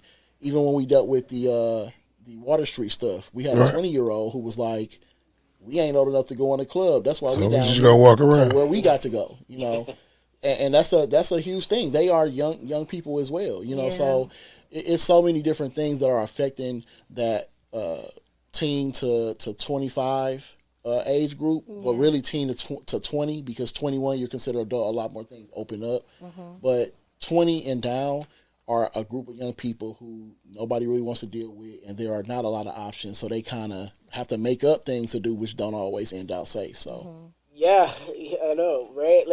But to your point, about what exists and what doesn't exist for young people, in other scenarios, we would, I'll tell a story. I'm from Racine, Wisconsin, so 40 minutes away. And growing up, there wasn't that much to get up into. It was just just hung out with the buddies. We'd play Risk Game of World Domination. But we weren't, when I was growing up, we weren't seeing young people getting pushed out of all these public places like we're seeing now. And it is that in between zone where it's I'm 18, I should be an adult, but can't go to the bar, can't do this, and even if you turn 21. And so we can't be surprised when they find their creative outlets to hang out and be with their people. And so I think that's something to name. And I think the other thing I want to name is one of the things we really worked hard with, and we saw more investment was the Earn and Learn program through the city. That's opportunity for young people to get internships. They partner with not only city agencies or city departments, but also other nonprofits. So an example, you can get an internship with an older person. They still have that? They still have it, but what we're starting to see is a retraction of it. Okay. And so it goes both ways. The city is investing less money into it, but we're also seeing partners, or they're seeing partners pull out. And so I think that's one of the things that we hope people put proposals towards, of really creative ways to engage our young people in a participatory budgeting process. How can we engage the young people in that? Yeah, I think it's multifold. One thing we're going to be doing next Saturday, we're going to be having an event at the new MLK Library, talking about participatory budgeting, really going through. This Saturday is coming up. Yeah, I guess it's this Saturday night. The 25th, 11:30. Now it's this Saturday. Yeah, it's a weird junction of the week. This Saturday, the 25th, we're going to be having a session really talking about participatory budgeting, talking about not only what it means and what it is, but also beginning to think through what ideas people want to see on a ballot when it goes to a vote. And so that's one way. If you go to art.mke.org, I think one of the first things that pop up is something about participatory budgeting. If you fill that up, would love to stay engaged. Our big thing is and Vaughn probably understands this and knows this and talks a lot about this, is it's after you go from organizing and making a demand to really seeing that demand turn into legislation, the next thing is really following and tracking the implementation. And so I don't work for the city, I don't get paid from the city doesn't like me. A lot of the people in the city avoid my phone calls. They don't look at me. They see But one of the things we're really invested in is making sure that like as many as our people are participate in this process, as many as our people submit ideas and proposals for this process, because like this has been won because of Black organizing and over the years, and so we really want to make sure that Black people are seeing the benefits. And so the hope is like as this process just gets started now and hopefully it wraps by next spring, that we're able to engage Black people at each level. Getting Black people on the steering committee, having Black people, support this and submit proposals, having Black people vote, obviously, and then having these projects impact Black neighborhoods. Now, good question. Yeah. Once something is like wins, right? Yeah. Then what happens after that? So is it like a plan to kind of like get that started? How does that start? Does the people that were like putting in their votes and everything, are they involved in that like directly, or how does that work? Yeah, I think it totally depends. So I'll give an example. So an example is from Durham, North Carolina. So we looked at Durham. Durham, they've had participatory budgeting in the past, and so we know some organizers there, and so we really talked to them. And so like a lot of the projects, like once the voting happens, like the money is just moved and then it happens. So like one example was they wanted to buy like a new set of laptops for the local library. So the money was like earmarked for that, and they were able to do that. Another one was like they wanted a bike trail to be expanded, and so like the Department of Public Works like did the work to expand that. And so one of the big things with participatory budgeting is you want to think of one-time spending proposals. So ideas that once you build this thing, it will last for a while, or it will happen, versus like ongoing costs, like hiring a new person. So a proposal that wouldn't work or make the ballot would be like, I propose we create and we hire this new position in the city. Because that's like ongoing expenses. Like once you hire this person, you have to pay them. Something that would work is you could like say, I want to pilot this proposal or this idea to support like violence prevention in this one neighborhood. I want to park right here. Exactly, yeah. Okay, so really one-time expenses or things that have like pretty set start and end dates. That's good information. Yeah, and it sounds like more general things that impact the community, like overall, versus like specific things or like events or. Yeah, the hope is like participatory budgeting. I think it can look a lot of different ways, but the hope is it does have community impact. And so like one of the things we always say with PB is we never want to shrink people's imagination what that looks like, because a one-time event, like me going to see Beyonce once could you know what I mean, it could, but maybe a park, it could do a lot of things, but like a park or something like that could be good. And like one of the things we say too is we hope that this is like an entry point, that people are able to see like through this process government working in a way that gets them involved in the city budget year after year. That's like so much of our work's been over the years, is city budget. And we know Milwaukee has, or the budget the mayor they're currently talking about is a $2 billion budget, and we're talking about $600,000. Yeah. And so, think about that on scale. And so our position is like, we hope that with this $600 that we spark the imagination and plant seeds that then people, like, as they see this process unfold, they're like, holy crap, this was really cool. Like, I was able to like see this thing that we've been working towards for several years happen, and now I want to be engaged in like the city budget and try to get more funding for it. Because maybe like $600,000 is gonna fast, and if you split that up against multiple projects, so maybe it is like we want to see $50,000 to rebuild this pavilion in this, and you see that and you're like, man, like now the next thing we want to do is get a new playground with better swings and an upgraded slide. Right. And so you take that demand. So hopefully it sparks that type of long-term engagement. Even with something like this, like for instance with the pod, one of our editors is 15 or 16 years old. And that's, exposing young people to different opportunities, right? Different opportunities like that, to where they know how to handle cameras, they know how to handle the system, having that experience to where they can take those skills and even utilize, because they even open the space up for other young folks to come in here and do their own pods, their own streams and stuff like that. That could be a project, put up 40, I'm throwing it in your lap.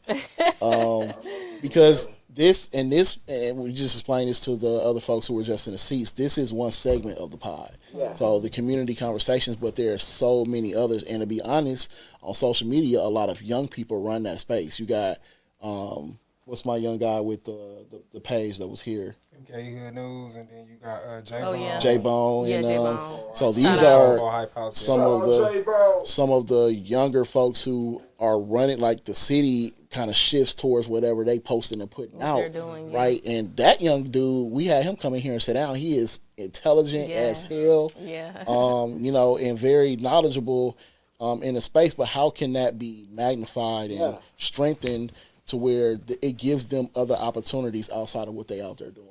Yeah, one thing as you're talking about like podcasts and all that is like, like the new MLK library has what do they call it? A maker space in the back.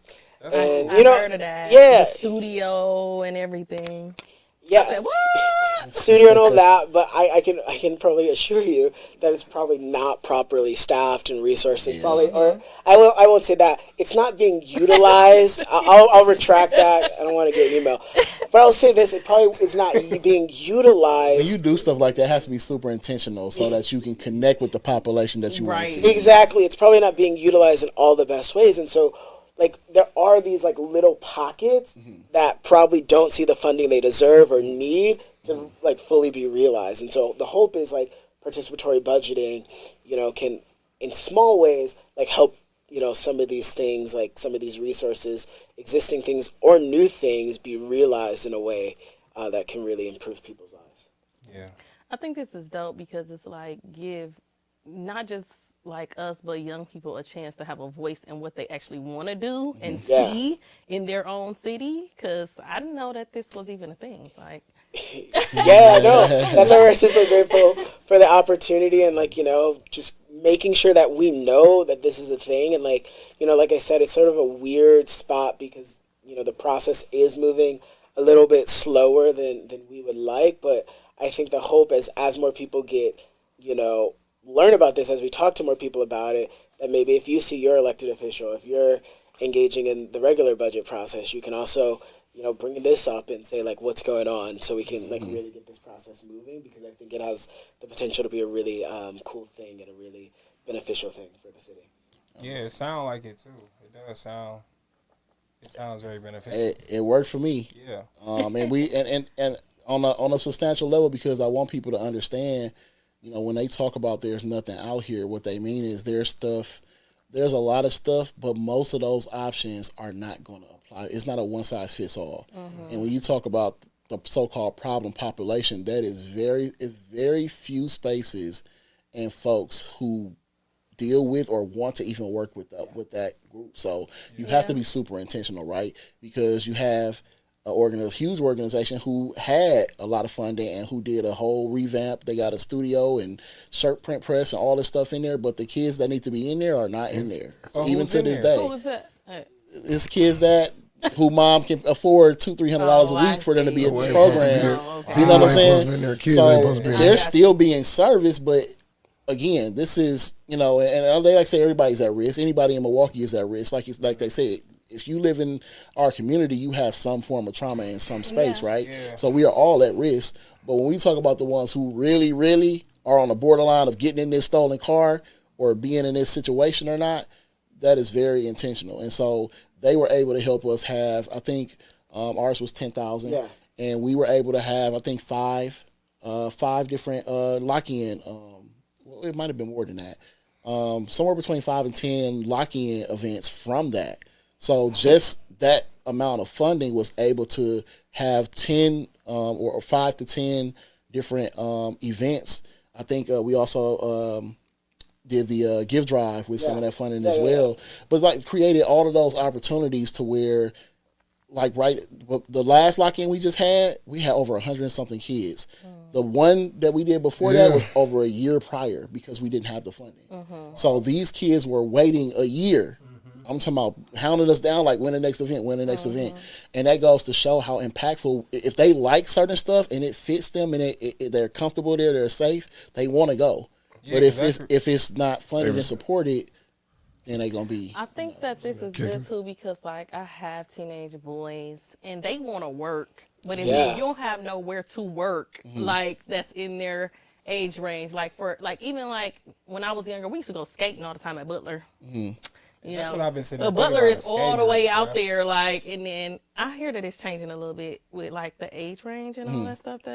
But being able to even work in the spaces that you like to go to, that you like to hang out at, and all those things can still create like jobs for even younger people that do want to, get money and do positive things. There's a space at the MLK park over about like 15th and Highland, I think Valete, where I guess that used to be an old skating rink right next to the MLK Center. I don't know. And people have been talking a long time about revamping that. So that'd be a project. We need a skate rink in the city. That'd be a proposal. That's a good. It's county, so I don't know how that'd be dope. Though. Cooperative the county would be, but skate rink. Again, we don't have somewhere just like downtown and Red Arrow Park has this ice skating rink where certain folks go to that all the time. We don't have a outdoor or indoor space that's just in the middle of the community where people can just go and take their kids. It's family friendly and it's new and so even having a space. Yeah, for sure. Do they still have boxing at the King Center? Likely. Okay. Yeah, likely. That's one of the main things they did there. Yeah. Nothing for the kids to do. That creator program sound amazing. Like I learned how to do like music production stuff in like 9th grade, and it changed everything from there on out. So I think that's vital, and that's like the kids need that. Shout out to Mesmer. More of that.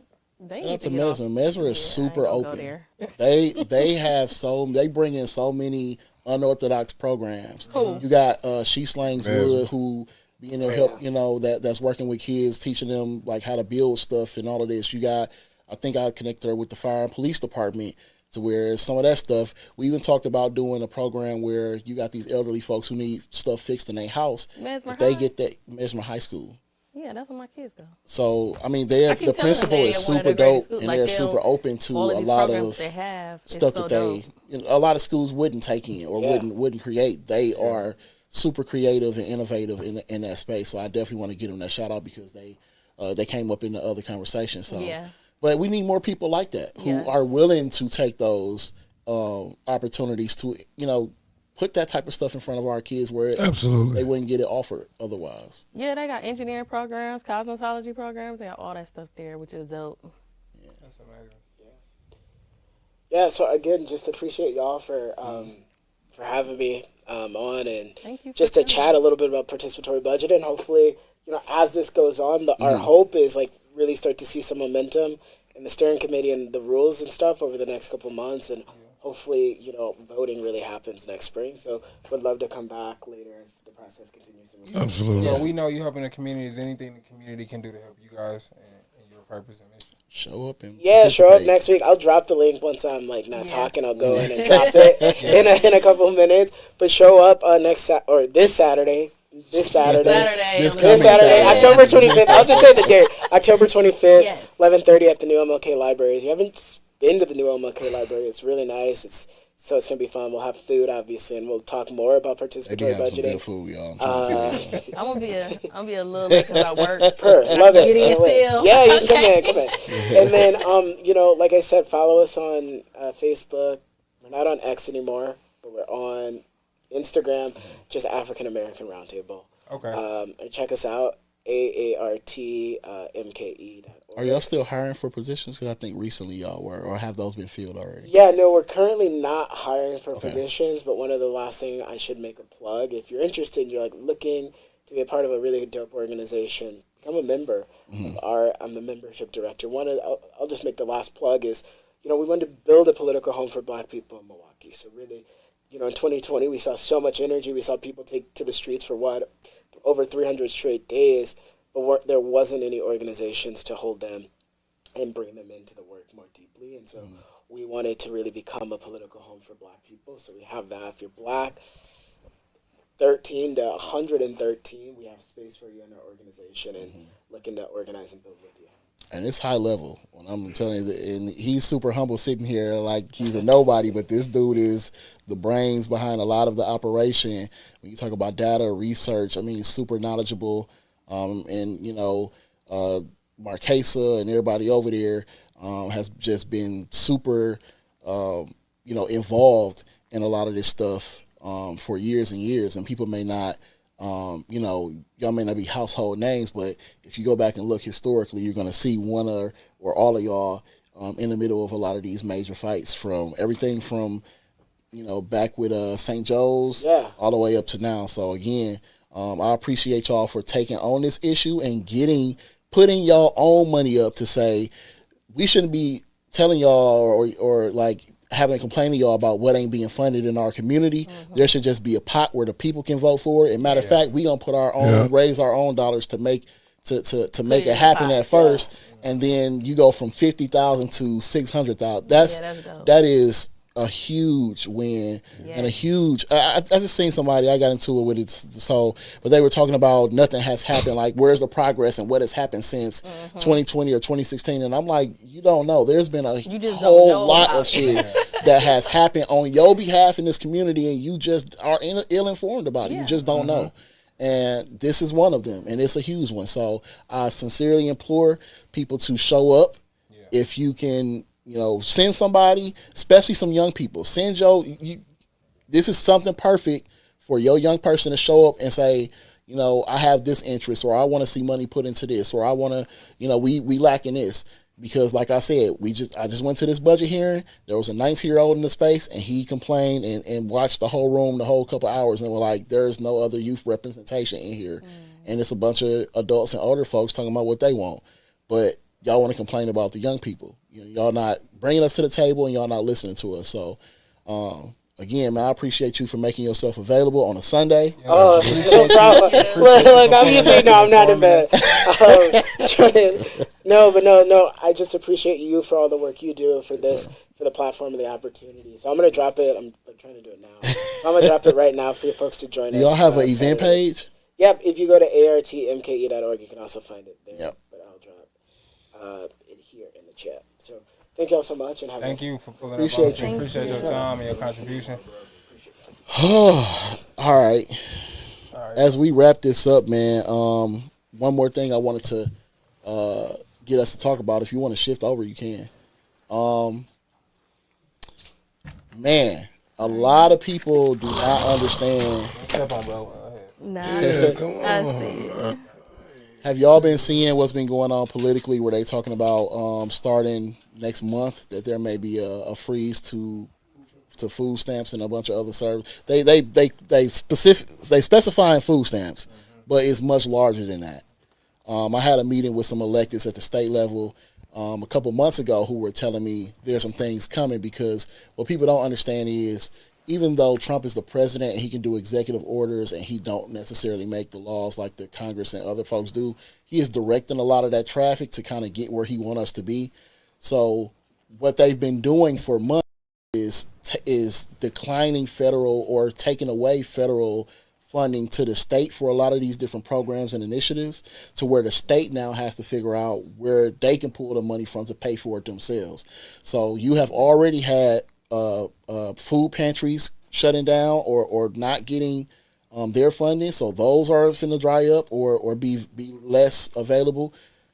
Even with the stuff with Job Corps, that stuff is a direct impact of him and the Republicans on different levels choking out the state to where they know you don't make enough money to cover all of these different things that people look to every day, right? Even school lunch, a lot of this stuff will at some point impact whether or not your child eat at school or not.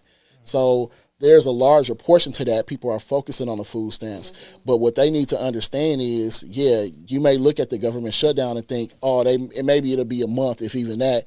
This is a larger problem that is, we don't know if Quest's gonna come back, because if it stays where it's heading to where the state has to cover the entire cost, then it's gonna be even if it returns, it's gonna be super condensed to only certain people being allowed that. So certain amount for certain people too. That's what y'all think about like that? how it looked before. I think this is crazy. It's gonna change a lot. To get crazy.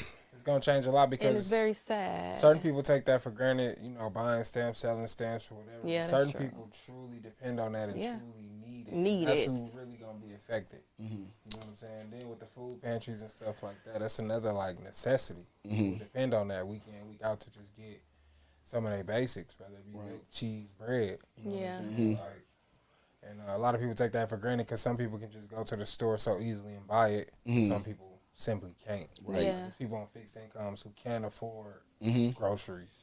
You know what I remember we had to go to like an elderly, one of those elderly apartment buildings and do pantries for them, specifically pantries for that building because they were like, we're not eating like Meals on Wheels may come here or there, but we on fixed incomes, we can't afford groceries, and the stuff we getting is you know, whether it's not up to par or if they get it at all, they like, hey, we here by ourselves, ain't nobody hearing us, we just here starving pretty much. So that was before all of this.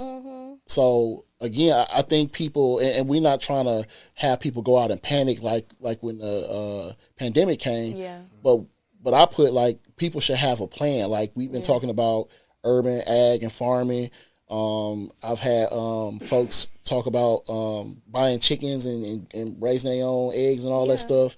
Just people should be looking into alternatives and having some sort of plan in place to where we're not panicking to the point where the stores are going to end up empty or people are out doing stuff trying to get money to buy to cover what they have going on. Food, period.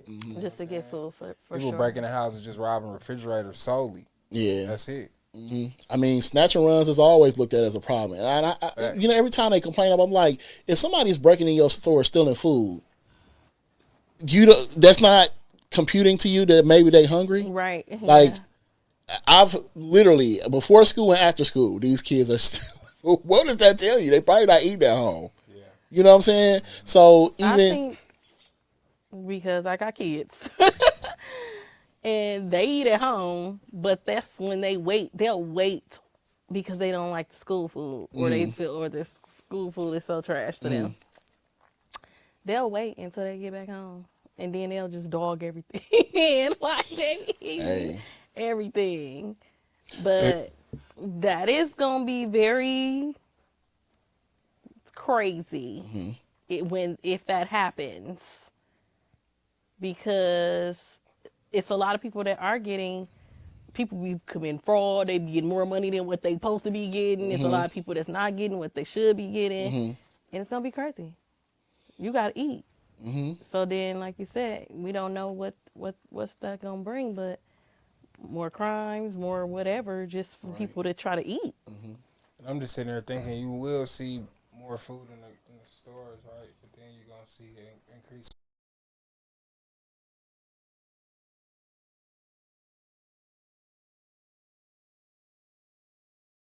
They don't have their food stamps and stuff like that. Even a combination of like, I actually don't think you'll see more of an influx of food because not only are they, so even with the immigration stuff, these are people who are working on the plantations to pick the fruit, to pick the different things that need to be picked that are not going to be there. So there's going to be a shortage or you know, not the same level of that available. But then you also have these high level storms that are now coming across, destroying stuff, droughts, fires everywhere. Less stuff is going to be produced. And with these tariffs coming, that's making it even more of an incentive that stuff is going to cost you astronomically. Well, what I was thinking when I said that, because, you know, you go in the store certain times when people get their stamps, the stores be crowded and a lot of the stuff be gone because everybody got their stamps, everybody in there getting everything that they need. And I was saying seeing a lot less of that, but like you said, though, we probably are going to see some shortages and some stuff like that in certain places. I think we just had like 3 or 5 grocery stores that just closed. Up and closed. Yeah. Oh, yeah. That's the scary part. I think it's gonna be I think it's gonna be like the 90s. I think it's gonna force everybody to be wholesome again. I think it's gonna force picnics and family reunions, and a lot of people gonna be poor. Like, I survived the 90s. I'm ready. What they finna do? I think what they about to do? Attitude of black people, man. Like, up to where we may not panic like everybody else, or Yeah, you know what I'm saying? We may think be about it. What's going to used happen to that didn't happen in struggling. the 90s? In the 90s, we had storms where the snow was up to your chest. School got shut down sometimes if the storm was good enough. We had floods, basements was flooding, wildfires. All this that's happening now happened in the 90s. Wasn't that many stores where it was a pick and save. Walmart was just showing up. Wasn't that much food. I had government cheese, pantries. It was only a few pantries. You had to get it how you got it. What you think in the culture of now where people are just used to getting whatever they want? I don't care what you used to. It's I don't care what Hey, you we dealing with used a different to. group of people. We are. Them was- You are. You had grandmas and shit back then. Some so it was a little bit eventually, different. once it hit, eventually everybody got to calm down and listen to somebody. Consumerism, like you saying, consumerism wasn't even the same back then. Now it's a lot different because people be wanting what they want and they be expecting it. But it ain't there. Yeah. It's not there. I don't give a fuck how much you want it. That's gonna create You an get issue. listen. happen. So you're gonna have some that lose their mind, and you're gonna have some that watch those lose. You want to lose your mind? You want to lose your mind? Shut the fuck up and listen to how this go. There's no options. We can talk all day. There's no options. Food stores are getting closed down. Money is worth more than what the fuck money is, and it's harder to get. I guess they live in great aboard. I would encourage people to maybe take this participatory budget and take that as an opportunity to create you a fishery or They don't even a understand. rooftop garden somewhere, or you know. I'm into that.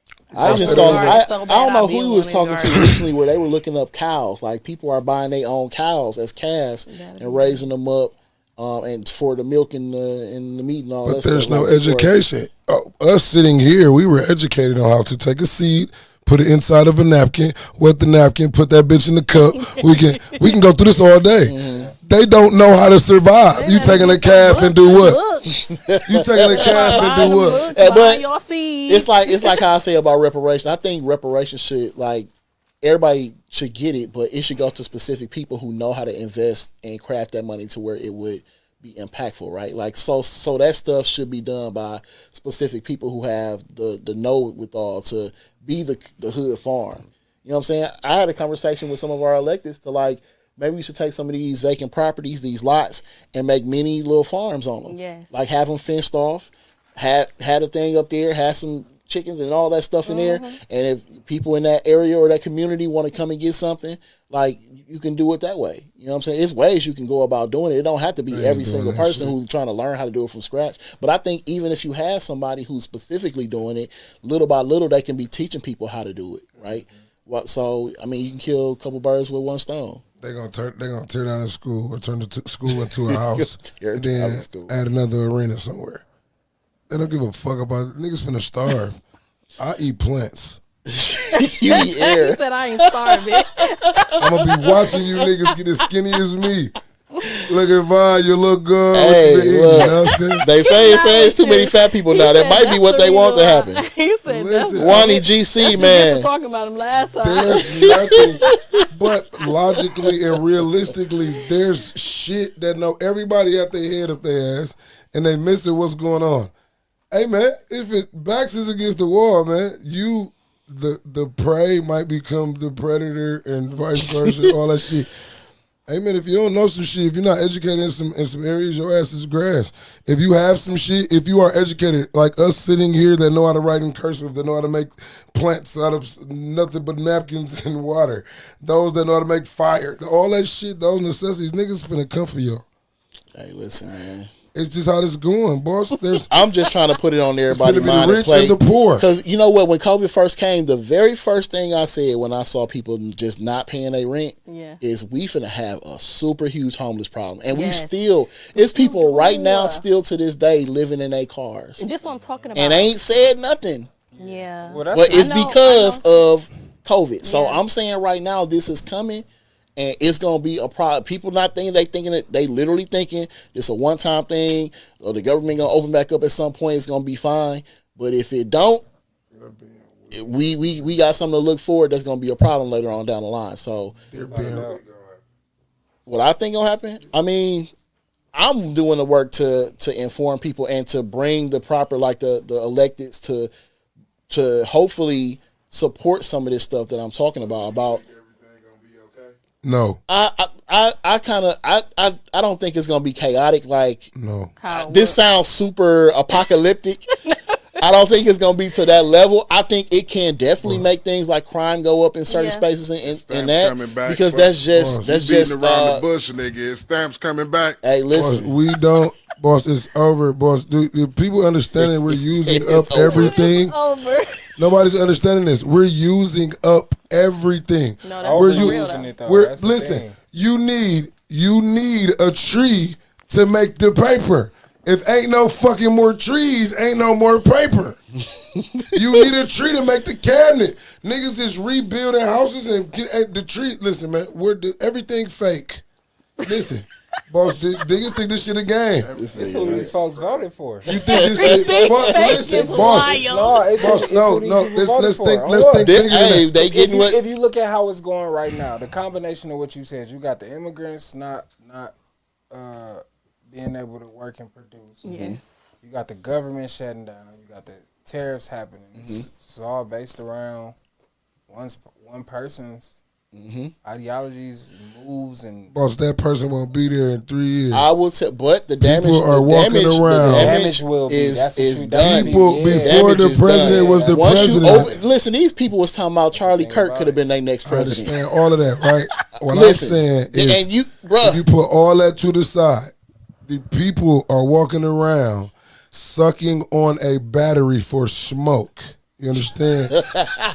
We're fucked up. It's so bad. They're not even smoking regular cigarettes no more. Battery. We're running out of shit. Boss, we're running out of shit. And this is the thing. We're depending more on technology. So we got a fucking app, myself included, that get in that motherfucker and say, hey, what's finna happen today? Chat GPT, we're depending on shit that they're making. listen. And the rest of the shit is The dissolving. smarter we We're get, done. the dumber we get. But it don't have to be that way. The smarter These they are get, the tools. dumber If we you get. become dependent on them, then that's where you fuck up at. So we have to shift people's mindset to looking at things different because this is not our nature. It's certain people's nature to just be intrusive, to go fuck up the supply and just take it out of greed or whatever the case may be. Yeah. We have to return to a village concept, Yeah. thinking more than yourself and your house and your kids. The larger community, when you step outside your door, all of them other motherfuckers on this earth matter because you got to interact with them. You need their dollar for your business. You need their body to come visit your business or sit in your class, whatever, to get your money. It's consumerism, but it's consumerism from a super parasitic point of view. Like everybody's just looked at as a dollar sign, bro. And there's no community in that. Our community is one of the only communities as a whole that don't know how to operate the shit that's in front of us and given to us, whether it be the weapons, the guns, whatever, for war or whatever. The white people and the Asians, they know how to operate all that shit. We lost. It's not 10 people. all of them, man. Boss, That's 10. Y'all just said it. When the last stereotype, people was here, 10 people outside of the black culture can walk down the street with assault rifles, and they got CCWs, all of that. And it could be 10 black people right there with the same knowledge and availability and everything, can do the same thing, and we'll sit there like, damn, we can't even, we're done. That's not true. You crazy, motherfucker? We He cooked. said that's not true. What you just said? not How true. many people, how many niggas do you see legally walking Just around saying. with assault Niggas. rifles? They're I seen they're a likely nigga at the to gas stop. station with an AR-15. You will see it here and there, but Open carry. you are more But I don't be super there more nowhere. likely to get, and that's what I was saying, because people were literally on social media like, that's cool, they teaching us something, and I'm like, that's insulting. Yeah. You know what I'm saying? we And I can- tracked But them see, motherfuckers what down you and had a said- Niggas gonna let conversation. the saying- police come up to them and have a whole you saying conversation is- when they can't. But it's the people who know gonna act as if they know. Our problem is there's so many people who don't know, but I don't feel like that's just a black thing. Boss, it's almost over, and we got a whole bunch You of don't people feel that like still it's just a don't black know. thing that's No, it's not people of every knowledgeable, people of every culture who simply just don't know. Yeah, not knowledgeable. I'm Yeah, talking it's about a lot of So ignorance. we can It's a lot sit of here ignorance. and I'm blame. We talking can sit here and put that on blacks, but it's people Boss, of every culture who just I'm simply not are Asian, simply white, green, or ignorant. purple. You know I'm what only I'm gonna saying? speak on my people. I'm only gonna speak on my people and what I see. Well, for I those see who- that to a lot of shit that we're not supposed to be ignorant to, we're ignorant to it, and it's almost over. I don't know what y'all seeing. It's almost over, and we don't know shit. I can't look and depend on. I can't look to boss. I can't look to the right and depend on my brother. Nigga, I gotta worry about this nigga shooting me in the back when war kick off. Is you crazy? We don't have no support. No, we don't have no unity. No shit, man. We don't have no knowledge. I think we have it. It's just it shows up at the most extreme, and you know it has to get to a certain level. I think both of y'all could be right. Not to cut you up, though, but go ahead. Let the shit in right now. We're gonna see who right. No, I think both of y'all could be right. I don't think that and just like without. And I don't like you said. I don't think it's just a us thing because if it comes to a thing where everything in and it's chaotic, I think a lot of communities are going to go through that same thing. It ain't gonna be no place where there ain't gonna be no rioting. Bro, there are intelligent black people who know how to survive, who know how to hunt, who know how to farm, who know how to. You know what I'm saying? There are intelligent black people. You're making it seem like I said that there's no black people that know how to do what they're supposed to. Exactly what you. That's not what I said. That's why I said what I said. But as I'm telling you, that's not what I'm implying, nor that's what I said. I'm telling you as a whole, our culture as a whole, boss, we behind. You can disagree if you want to. You just saying what you said you didn't say, my nigga. You just turned around and said what you said you didn't say. 100,000 people does not represent 300 million black people, boss. That's what I'm saying to you. What are you talking about? If it's 100,000 people that's doing what they supposed to do, that don't represent the culture as a whole. I'm talking about us as a motherfucking whole. If it's 100,000 people who doing it, then you can't say ain't nobody doing it. If somebody doing it, maybe it's not the number you want it to be, but it's somebody doing it. You can't just discredit the whole people. When you walk into somewhere, people say, and something happen, niggas don't know how to act. They don't stop and say, well, I know 17 niggas that know how to act. So they don't say that. Niggas don't know how to act as a whole. I have to check people all the time because that's how other people look at, and even us when we say it, right? Yeah. Any population where it's fucked up is usually 10%, 15% of motherfuckers that's doing the mass of the fucking up shit.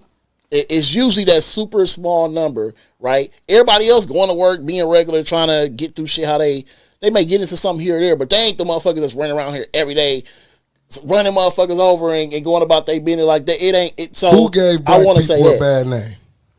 Not us. We didn't give ourselves no bad name. Right, media. Bro, that would for real though. You gotta black people didn't give black people no bad name, and present it to the world. Especially when it comes to us. Hell no. We exist. The stuff that happens with us is magnified and portrayed in a way to make us look a certain way to everybody else. You think Africa was at war with each other all the time? No, we had all type of shit before we got here. You gotta really realize I'm saying since we've been here. Now who brought us here and told us we was monkeys with big lips and all the other shit that they demonized us to be? Subhuman, and we ain't call each other subhuman, bro. 3/5 of a person. We ain't. But again, so this the same concept of right. While a lot of people who get abused become abusers, we are just enacting the shit that bro. We used to walk down the street and see niggas hanging and on fire. I agree. So if that's our everyday reality that we grow up seeing, it ain't nothing to see a nigga with 19 holes in his body. It's the same shit, bro. We used to seeing this shit happen anyway. So again, we didn't do that to ourselves. That has been done over time, and we just ain't broke out of that shit. Now that's where I disagree because I do agree though. Hurt people, but when do the change happen? So if we not the ones who fucked ourselves up, why haven't no change came? Like when do the change? So did we redline? Change has come multiple times, bro. And every time in history where niggas get too big for the program, what happened to them? Every time. But in very small increments. Like no, it ain't very small increments. During the civil rights era, what do you think it was a mass of black people involved in that. Owning businesses and out marching and when all that COVID shit. happened, everybody claimed they was woke and all this all goofy ass shit. Bruh. When niggas still try to tell me a grainy video showed them some shit that I know wasn't on the video. Look, when George Floyd died, everybody thought they was woke again and came together. Now this government shut down. Everybody finna do the same shit. Look at FEMA. They doing the same shit. Now you telling me black people ain't the reason why black people where they at? No, black people don't control FEMA. I'm just saying the scams and all the bullshit. So again, the term ghetto, and nothing you just said backed up anything that black people doing. No, I'm saying black people ain't gonna change. That's not true. We not the cause of our own destruction when ain't nobody trying to change. Bro, so you should say that about every race. This That's the what whole, I'm saying, this the whole bro. like crime. But we crime talking about hold on, black hold on, hold on, people. hold on, hold on. No, because you No, 'cause can't. we do that This to see, this the funny ourselves, shit though. that That's the people fucked do, up and I'm not part. saying yo. I'm saying society period does this. They will only target black people for negative shit when everybody 91% of black people are killed by other black people. 87% of white people are killed. It's the same fucking number. Exactly. So everybody is doing this weird shit. We just the only ones get plastered to each other every fucking day. Okay, fine. This other shit get hidden. You think Asians ain't riding around triads and this and they ain't banging on each other? no, They You never are. hear Asian on Okay. Asian crime. You never hear that even as a white fucking on white title, bro. crime, No, but that's it's the true. same. You never hear that shit. as a title. They doing the same shit. It's Hold on. control incidents that happen with Look their at this, right? communities. So we talking about the president and the shit that they doing, right? Why these motherfuckers is trying to pass a law to make 14 years old the legal age to get married Oh yeah, I and heard to about be that. seen as an adult. I heard So about one, that. that's gonna be used to target our kids to automatically send them into the prison, right? Yep. At 14 years old. Yep. They trying to get away from that sex trafficking shit is what they're fucking doing. Yes. It's to say it's certain states that are predominantly white that have been trying to change the legal age to say to so that it don't matter what the older person age is, as long as that child is 14 years old, they can marry them or do some weird shit to them and not get in trouble. That ain't got nothing to do. So again, that is a rule that's in That's that some they're. fucked up shit, but we ain't talking about that. We are talking about that because we deal ain't got shit to do with with black statutory people. rape. We deal with all that shit in our community right here. And this is why niggas get away with that shit, because these are crimes that are predominantly somebody else doing this shit. So they try to make it to where they don't get in too much trouble, but when we do it, we catch the flack for it. So when somebody asks in the other segment, laws that are created to kind of play on certain people and certain not. Yeah. These are the type of laws that we talking about. And since we're not slaves no more, they literally created laws to where black people automatically got in trouble for shit that was not illegal for nobody else, bro. And that's still the case. When COVID happened, they was trying to give niggas tickets for being outside, bro. I had to tell them, y'all not doing that. It's white people on Lakefront right now jogging with their dog that y'all ain't fucking with. That's so true. So this is what I'm saying, bro. We don't do everything to ourselves. Do we contribute, and do we have ways where I feel like we play into other people's narratives? Absolutely. There you go. That's absolutely true. But But then we also play into those narratives when we repeat those same things. Oh, we fucked up. Oh, we don't know shit. Oh, we doing this to ourselves. Like we playing into those narratives. We playing into those narratives double time when you take that approach. But you know if you look at all the child geniuses, Google child geniuses and watch predominantly what race come up. Most times you hear about a child genius that's 7, 8, 9, 12 years old, graduating college, they black. Bro, we got a lot of fucking genius level ass kids out here that they may be in our community sometimes, but other times they ducked off somewhere. We was just talking about grocery food and stuff like that. Right across the street right here, it's a black owned grocery store market. Right across the street. Right across the street.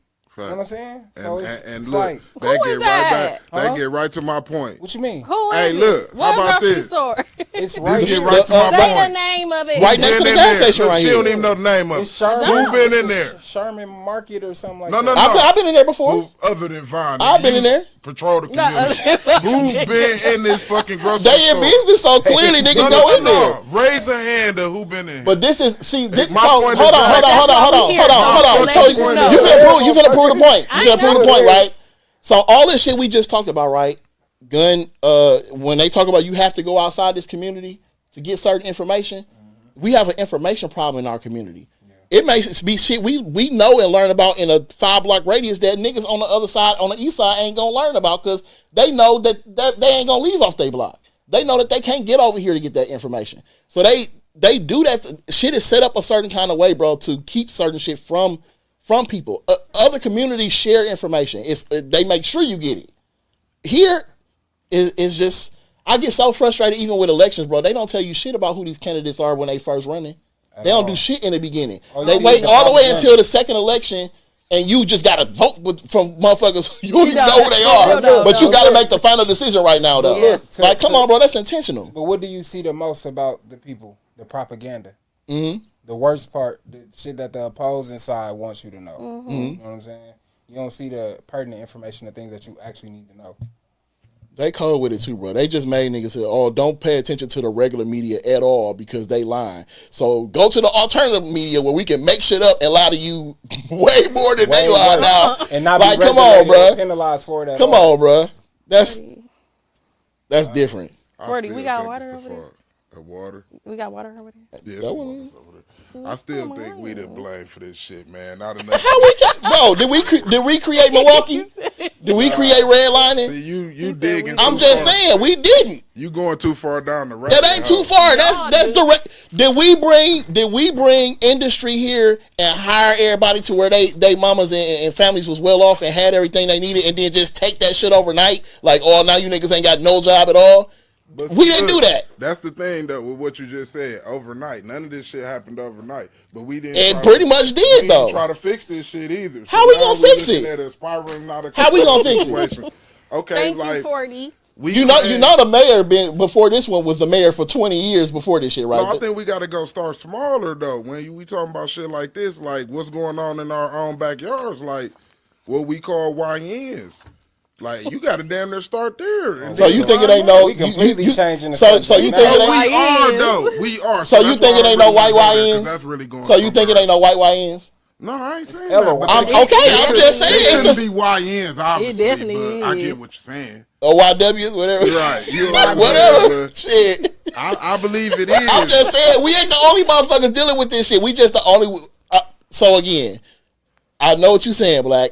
I'm Black. I can only speak for Black people. I can only deal with Black shit. I'm not finna go to the white neighborhood and tell them what to do with they kids in their community. But at the end of the day, what I don't like is for people to just zero in on us and make it seem like it's just us. I ain't finna zero in on. I'm not saying that's what you're saying. People interpret it that way, and they have these conversations that way. I'm gonna address what's interpreted to what I'm saying. We ain't gonna say. We ain't gonna address what I'm saying with that, and then when I ain't saying that. What the fuck is you saying that for? So look. This is what I'm saying, boss. I ain't saying Asians don't do this and white people don't do this. And what the fuck? I know that niggas will get somewhere and another nigga come rob you for all your shit. I know that everybody around me always talking about crabs in a bucket. I know y'all want to take Willie Newton. Well, you know, back in '76 when the people was, man, fuck all of that. Black people are always pulling themselves down. I don't give a fuck that I'm Black. I watch us pull ourselves down. Shit, I was part of the pulling down. What you talking about? Like, that's what we do. So who do? So what's white collar crime? If you go, that's not what I'm saying. I'm not comparing crimes here, boss. I'm saying if shit was over right now and we had a race on races, we're gonna fucking lose. You got a bunch of niggas with guns that don't know how to shoot, that don't know kick back, do like this. We are behind. We're little white kids that are 7 years old going and blow your what is you talking about? We behind as a bitch. You tell one of these niggas. I don't think we behind. We had a man. They had all that shit when we didn't have it, and look what happened. Guests on the show that was promoting something that is very, very, very minute in the Black community. You gotta, we tired of going out. And y'all missed the most important part of what they said, and then blame the Black community for it. What I'm telling you, boss. Damn. Is we don't even have these resources available like they do. So if it's over, there are going to be more other ethnicities that know how to bust this pistol down and shoot their motherfuckers. Can I ask you a question without you? That don't always help them, bro. Can I ask you a question without you yelling? Y'all just doubled up on me and told me niggas don't bring niggas shit upon themselves. Can I ask one question without you yelling? Go ahead, brother. You say who's to blame entirely for what Black people shit. Who made the ordinances that doesn't allow gun stores in the city of Milwaukee? Was it Black people? Say it again. Did Black people make that law for Black people to not to have access to guns in the city? Black people that had access to guns. Every white kid under the age of 10 don't know how to handle a weapon, and they got access to the motherfuckers. You ever took your minor child in the bar? Have you ever took your minor child in the bar? And chat. That's why I was quiet for a while, because No matter what I say, they're gonna be right and I'm gonna be right. There's the impulse is there's nothing gonna happen because I in the history of niggerdom, I never knew that niggas don't bring niggas shit upon niggas. I just didn't know that they responsible. That wasn't the conversation. He asked who is to blame. He asked who is to blame in totality for the downfall of black people. That's what he asked. Ooh, I don't know. That's what he I don't know what 40 asked. That was the question. I don't got my shit had nothing to do with 40. So you brought up an argument we weren't talking about. What I said first, and then 40 came and said, I agree with that. That's how that went. No, but he asked a specific question, and that's what we were talking about. God damn it. I don't got nothing to do with that question. Still do. What I know and what I believe truly in my soul from watching and observing and looking at data and listening to you run it down after your Rolodex. Sir, that's exactly what they want us to believe. Now we ain't even. Hold on. Ain't nobody giving me no information, and I'm going off of CNN.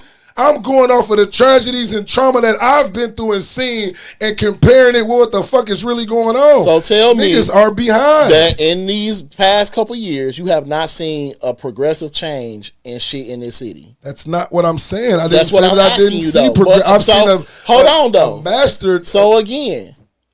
The change that you have seen, the way people be talking about Milwaukee and the black people in the cities, we fucking do ain't shit you could do. But a lot of people had them type of conversations. Problem. We're saying the black people in Milwaukee. I'm talking about period. It's the top of the pace wherever you go. The black people, boss. All the fuck is going on is the people are twerking and hitting hookahs, and the women are drinking. That's what I'm saying. That's all that's going on. This is all over the fucking country. That's not nobody wants to. Listen, boss. There is, bro. I'm not sitting here vouching for that, gang. I cannot sign on that at all. Hey, white people are twerking at an all-time high.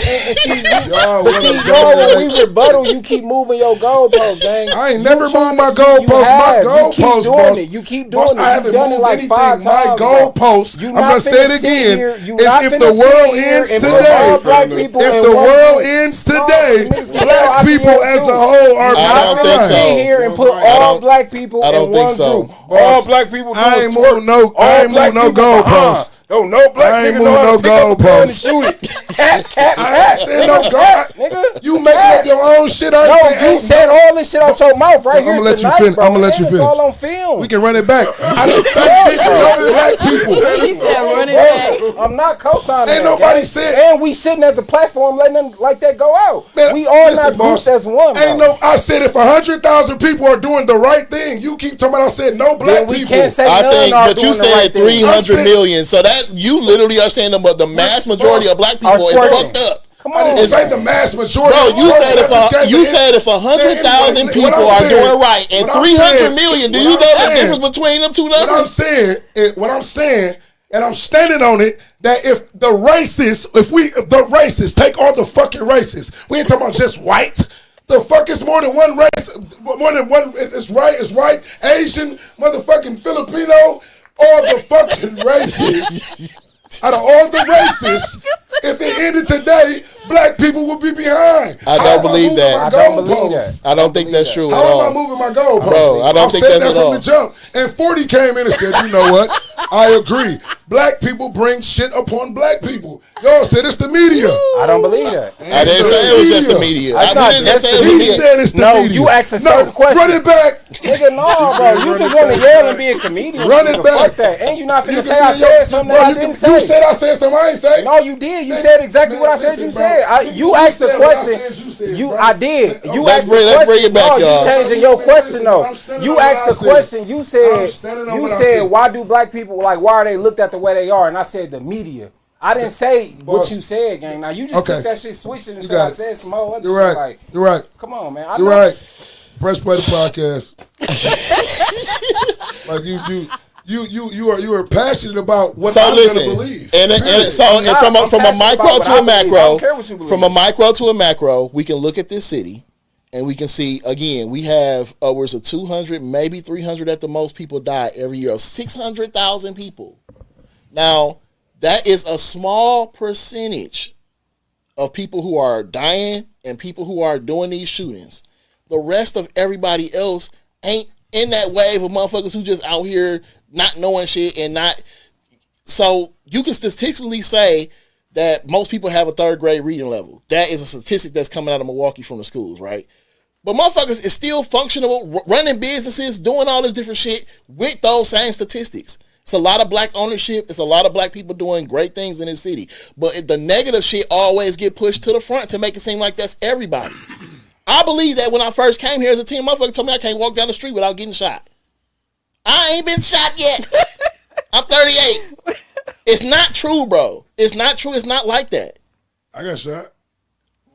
Okay, a lot of other motherfuckers have got shot too. But what I'm saying is every hour ain't a motherfucker get shot every hour on the hour here. It's not like that, bro. As much as people want to make it that, to where people are calling the fucking military and the National Guard. Do you see what these motherfuckers is doing where they at? See, Bro, there's black business owners, there's black real estate owners, there's but that's black what I'm saying. entrepreneurs, there's Nobody's black taking away from farmers, any of that. it's black everything. We can't bro. bypass the We good are- shit we though and are go back to some all of the- we are niggas just some of fucking the up. We greatest can't keep people- doing that. We Nobody's some of the taking away from greatest any of people that. who, can I get That is, that's can I because just get that's one what statement dominates out? the Can I fucking. get, if possible, we are some of the greatest people that ever grace God's earth, gang. Point blank, period. All of us, everybody ain't, all our women ain't twerking. All our men ain't robbing each other, doing drugs, killing each other. That's not the facts. There is a group of people who do that, sure, but that's not the black race as a whole. There's an agenda to push that right there, that narrative that the black race as a whole is behind everybody else, dumber than everybody else, twerking, smoking, shooting guns and music videos. The more we feed into that, the bigger that narrative grows. Us as a people need to unite to fight against that narrative right there, because that's the narrative that's holding us back. That's the narrative that's keeping people down. Preach. And twerking ain't never kept no Now, that was motherfucker. some real Shit. shit. Said I'm twerking just ain't saying. never kept me down. Hey, motherfuckers talk about that shit. They talk Twerking about the keeping me lesbian up. big, the black skin. They talk about how big motherfuckers' asses, but they try to make their women look like that, and they come after our women for them same shit gonna that they say- talk negatively Just about not all the getting time. hip to Two shit things people could been be hip true to, though. boss. Like That's what I said. Like, how you, come they can't but be- no, like you We can just have ain't women that true. twerk, but they still own Ain't businesses. ain't So about they twerking. still I think smart. both They- of y'all are right. But I'm just Boss, saying. there is shit we getting hip to that motherfuckers been hip to for 100 fucking years, man. We are fucking behind. Like what? See, I wasn't going that far with it.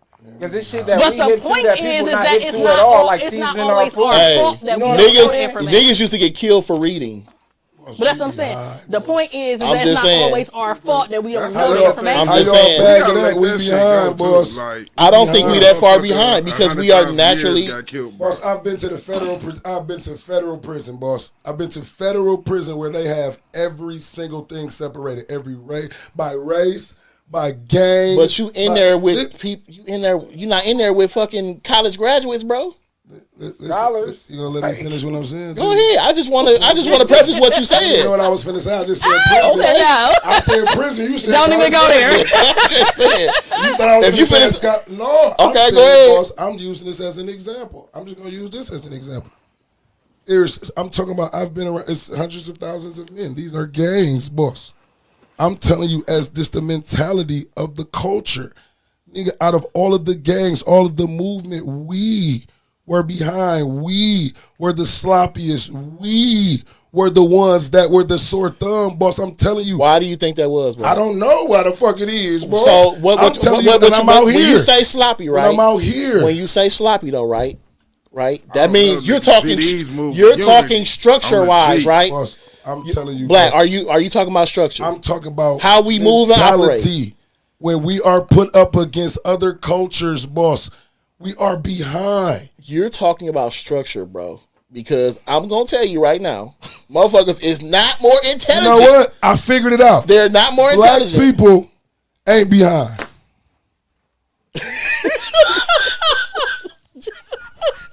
Come on. Why y'all tweaking?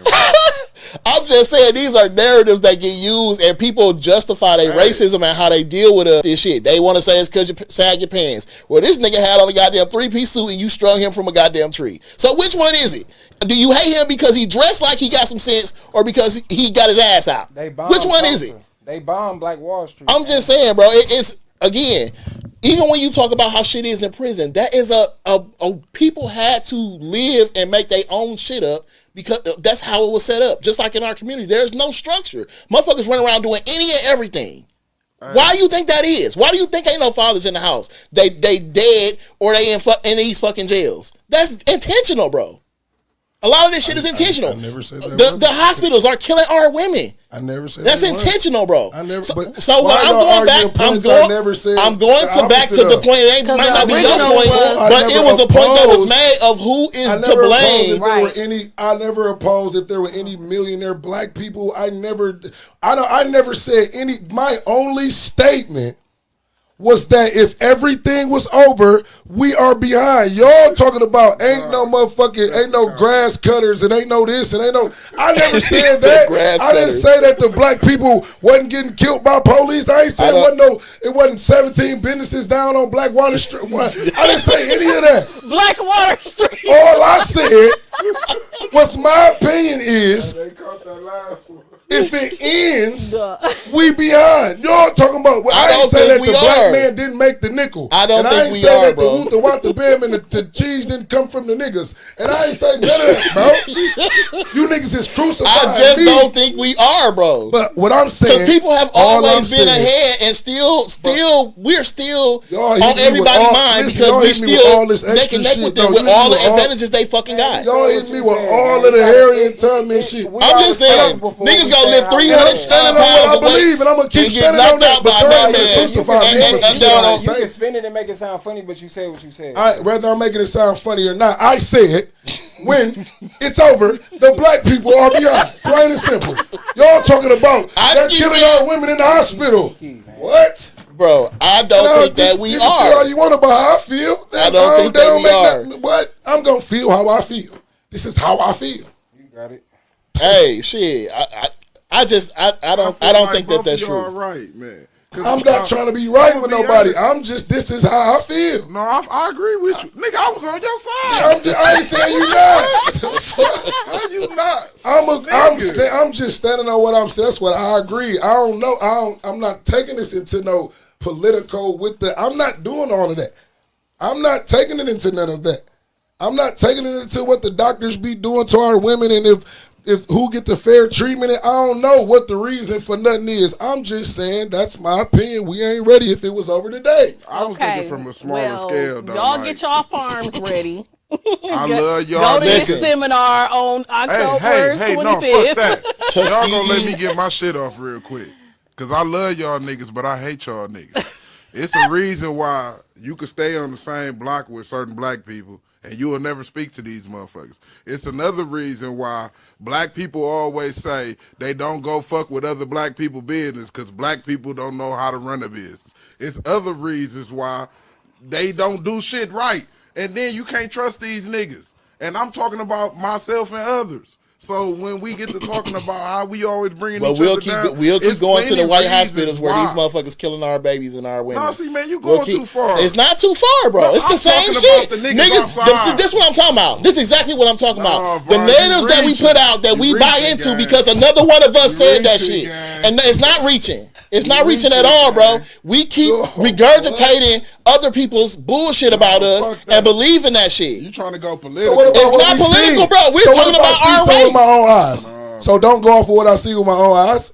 You seen otherwise with your own eyes too. I'm saying if I've seen more of the negative with my own eyes, I'm not supposed to go with my own eyes. Black, I'm not going off of what they say. Black, still, you in your life, do you think you have been across the majority of black motherfuckers, even in the city? I didn't say that I was black. I'm asking you. How often have you lived outside of a black community? A lot. Okay, even more. Absolutely. Okay, so even with your white experience, white living experience, or other experience. For a long time. Stop trying. I'm not. All right, you got it. You and your feelings for what, bro? No, because you trying to research you, bro. Like I'm telling you that, man. Stop talking to me, bro. Stop talking to me, bro. Never. You talking about research? Leave me alone, bro. Okay, I asked the question and your answer was research you. You could give me the answer I was looking for right now. You just told me to research like I'm some kind of lame who be researching niggas, gang. You got it, bro. Come on, bro. You got it, bro. Listen, did we just say emotional regulation, bro? I'm bring it back from it, bro. Let's bring it back. It's a conversation, bro. I was gone from it when I was quiet for 5 minutes. I've been quiet for 5 minutes. I literally didn't say nothing for 5 minutes. But that's what, and y'all brought me back into that shit. It's uncomfortable conversation, but we gotta have it. I'm feeling great. I had a great exactly day. why I love y'all niggas. But Yeah, I ain't uncomfortable. I feel exactly how I feel when I walk in the room. Listen, man. Hey, this why I don't go where it's a bunch of niggas that this is all shit black people say amongst themselves. But then we say we not the reason why. I am black too, and I be in all kind of spaces, bro. I be in all kind of spaces, bro, and it don't be that. Bro, you trying to say niggas, it don't be that. But again, somebody got to. Otherwise, niggas gonna think like that and not give a fuck. Right? Because they ain't got no hope. This sound hopeless. But niggas is fucked up. We all gonna kill each other. And you know what That's else? exactly why shit is getting told You know what else? That's exactly why. This is how we treat each other. This literally how we. This the energy we give each other. Listen, I check. It be motherfuckers who are middle class and upper class, right? Talking about this about niggas that sit in this room, bro. I check that shit in every time because you cannot just talk. Ain't no looking down on motherfuckers, bro. That's why we fucked up. That's why we fucked up. Hey, look. We bought into this class system bullshit like we different. If you go to these motherfuckers, them niggas over there crazy. Like they gonna accept you and not do some shit to you because you agree with them that them niggas fucked up. No, bro. That shit got you cannot say that shit. I had this question earlier. Let me say this real quick. I want to tell you something, dog. We are really grateful to have you and Tory Lowe because he in the comments. But I want you to do me a favor, bro, and look at your hand and count 5 other motherfuckers you know like you, right here in Milwaukee.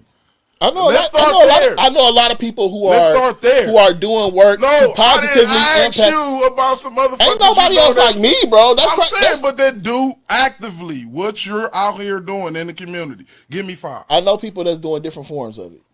Bro, in their own way. It's their own way. Some people just work with young people. We just had 3 of them down. You can't.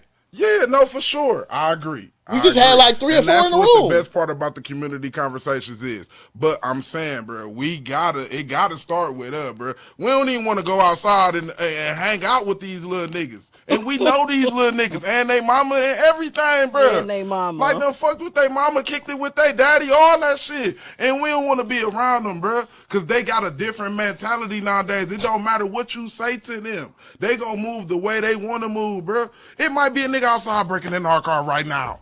Don't say how do this conversation go next Sunday? You see what I'm saying? It's like, I love you niggas, but I don't fuck with you niggas. And I feel like that's the reason why. But why do you think that you but hold on, Ford, let me ask you this. Do you think they break it in your car because everything okay at home? What's the reason? Don't matter. It do matter. Because if a nigga ain't got food at home and ain't living right, he gonna come get what you got. That's exactly why it's like that. It do make a difference, bro. Because listen, I was that young nigga who was out here doing that to motherfuckers because I didn't have no other choice. But it's the same conversation.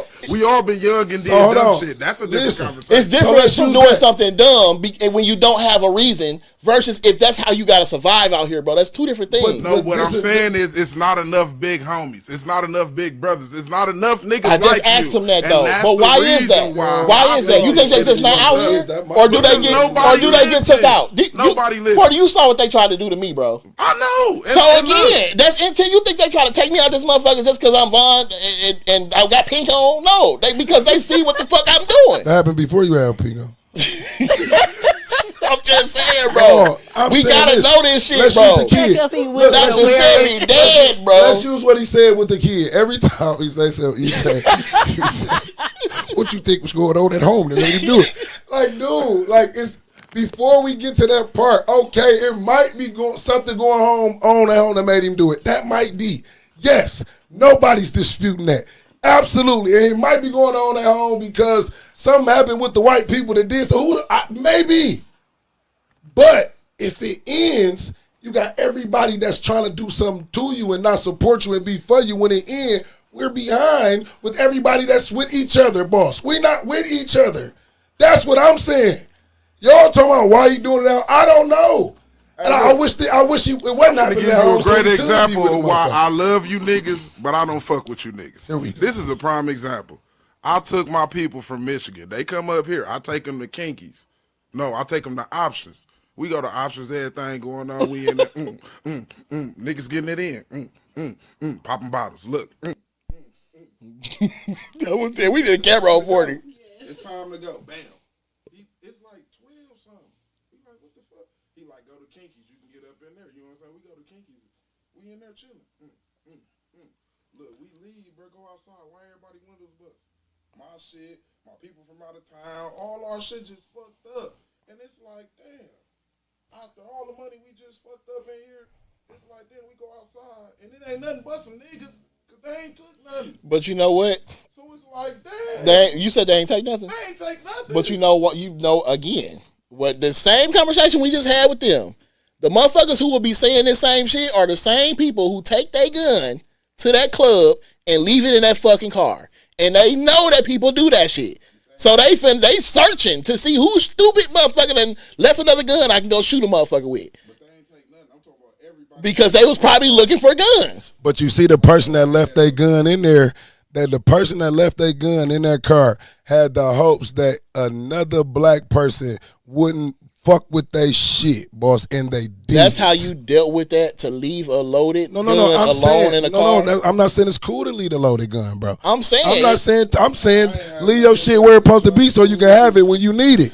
But I'm saying when a nigga left his shit in there, he like, shit, my shit good. Ain't no niggas gonna come fuck with my shit. And now you like, yeah, you know niggas gonna do it. Look, listen, I gotta be out with them calls. Motherfuckers want us to come. This happened at the club. I know it did. Motherfuckers, this will happen all the time. We not even for each other. How? What the? I don't say that. Man, it's only if you. That's my point. It's the people that are for us. To a white establishment. The people that are for you probably should. If you would have, they probably wouldn't be able to get in that motherfucker. We would have had our windows. Yeah, but you'd have been at home with the windows. I'm not going there. I'm not going there. You'd have been redirected. Mine not about that. I'm not going. If we would have went to the white people, would they have? That's not what my shit about. Still love you niggas though. I'm not going to the. So 40. What's the difference between that and when niggas was on the plantation, where it's 50 niggas? Hold on. I'm saying. They can hit niggas could have gave up back then. It's 78 niggas on this farm and 4 white motherfuckers, and we all finna pick cotton tomorrow. Cotton though. Cotton. And whatever else they got to pick around this motherfucker. 40, when you was we together then? For them to say that. Was we together then? In that lane. Was we? If I would have went to the white people, then was we? For that whole conversation. You wouldn't have had your goddamn foot, Kunta. You wouldn't have had your foot. I'm just saying. You probably wouldn't have had your butt because they was taking that too. That's crazy. They was taking butt. It's 78 niggas and 4 masters, and they taking butt from 78 motherfuckers. I'm just saying. I'm saying it's no different, bro. No, I'm not. But that's not what I'm saying, bro. But I'm saying, how can you We just so messed up as a people. That's all I'm saying. That if it ended, we wouldn't be ready and we behind. He talking about taking the windows to the white folks and all. I don't want this to be racism, bro. I'm just saying, I'm for us. Like, damn, we need to put some pep in our step and make some. We should have more and be farther. That's all I'm saying. That's my own whole argument. He talking about the niggas and the hunkies, bro. I mean the white people. I mean, you know what I mean. So yeah. Listen, like I said, we need to be prepared to have a plan. Unfortunately, we live in a country that teaches us and teaches this concept of only think about yourself, get yours, fuck everybody else, make them pull them up by the bootstraps, and niggas done bought into that shit. But we all understood before we bought into that concept was, as a village, if this nigga don't have a parent and he ain't eating, we supposed to make sure this little motherfucker eat. Because we already understand. Again, so we had things in place that we opted out of or that we was forced out of to create a lot of this shit that's going on today. And we don't think it's shit wrong with it. Because again, you look on TV, they telling you get yours and push yourself up by your bootstraps, but they not doing that with each other. Every racist motherfucker that lost their job, every racist motherfucker that he pardoned their ass, they getting the job back, getting money, all this other shit, bro. But now listen. So we the only ones who buy into that bullshit. Listen what you saying. The man got in office and pardoned all his people, right? If it ended, all them people together. If a nigga get in, he ain't pardoned all this motherfucking people. They ain't that together, shit. I'm just saying, a nigga ain't. So it just happened to the Kirkster. A nigga ain't getting in and pardoning all his people. They're not. You just said if we got our black kids. We supposed to be stepping up and doing certain things, and they supposed to know certain things, and we're not. Ain't you doing that though?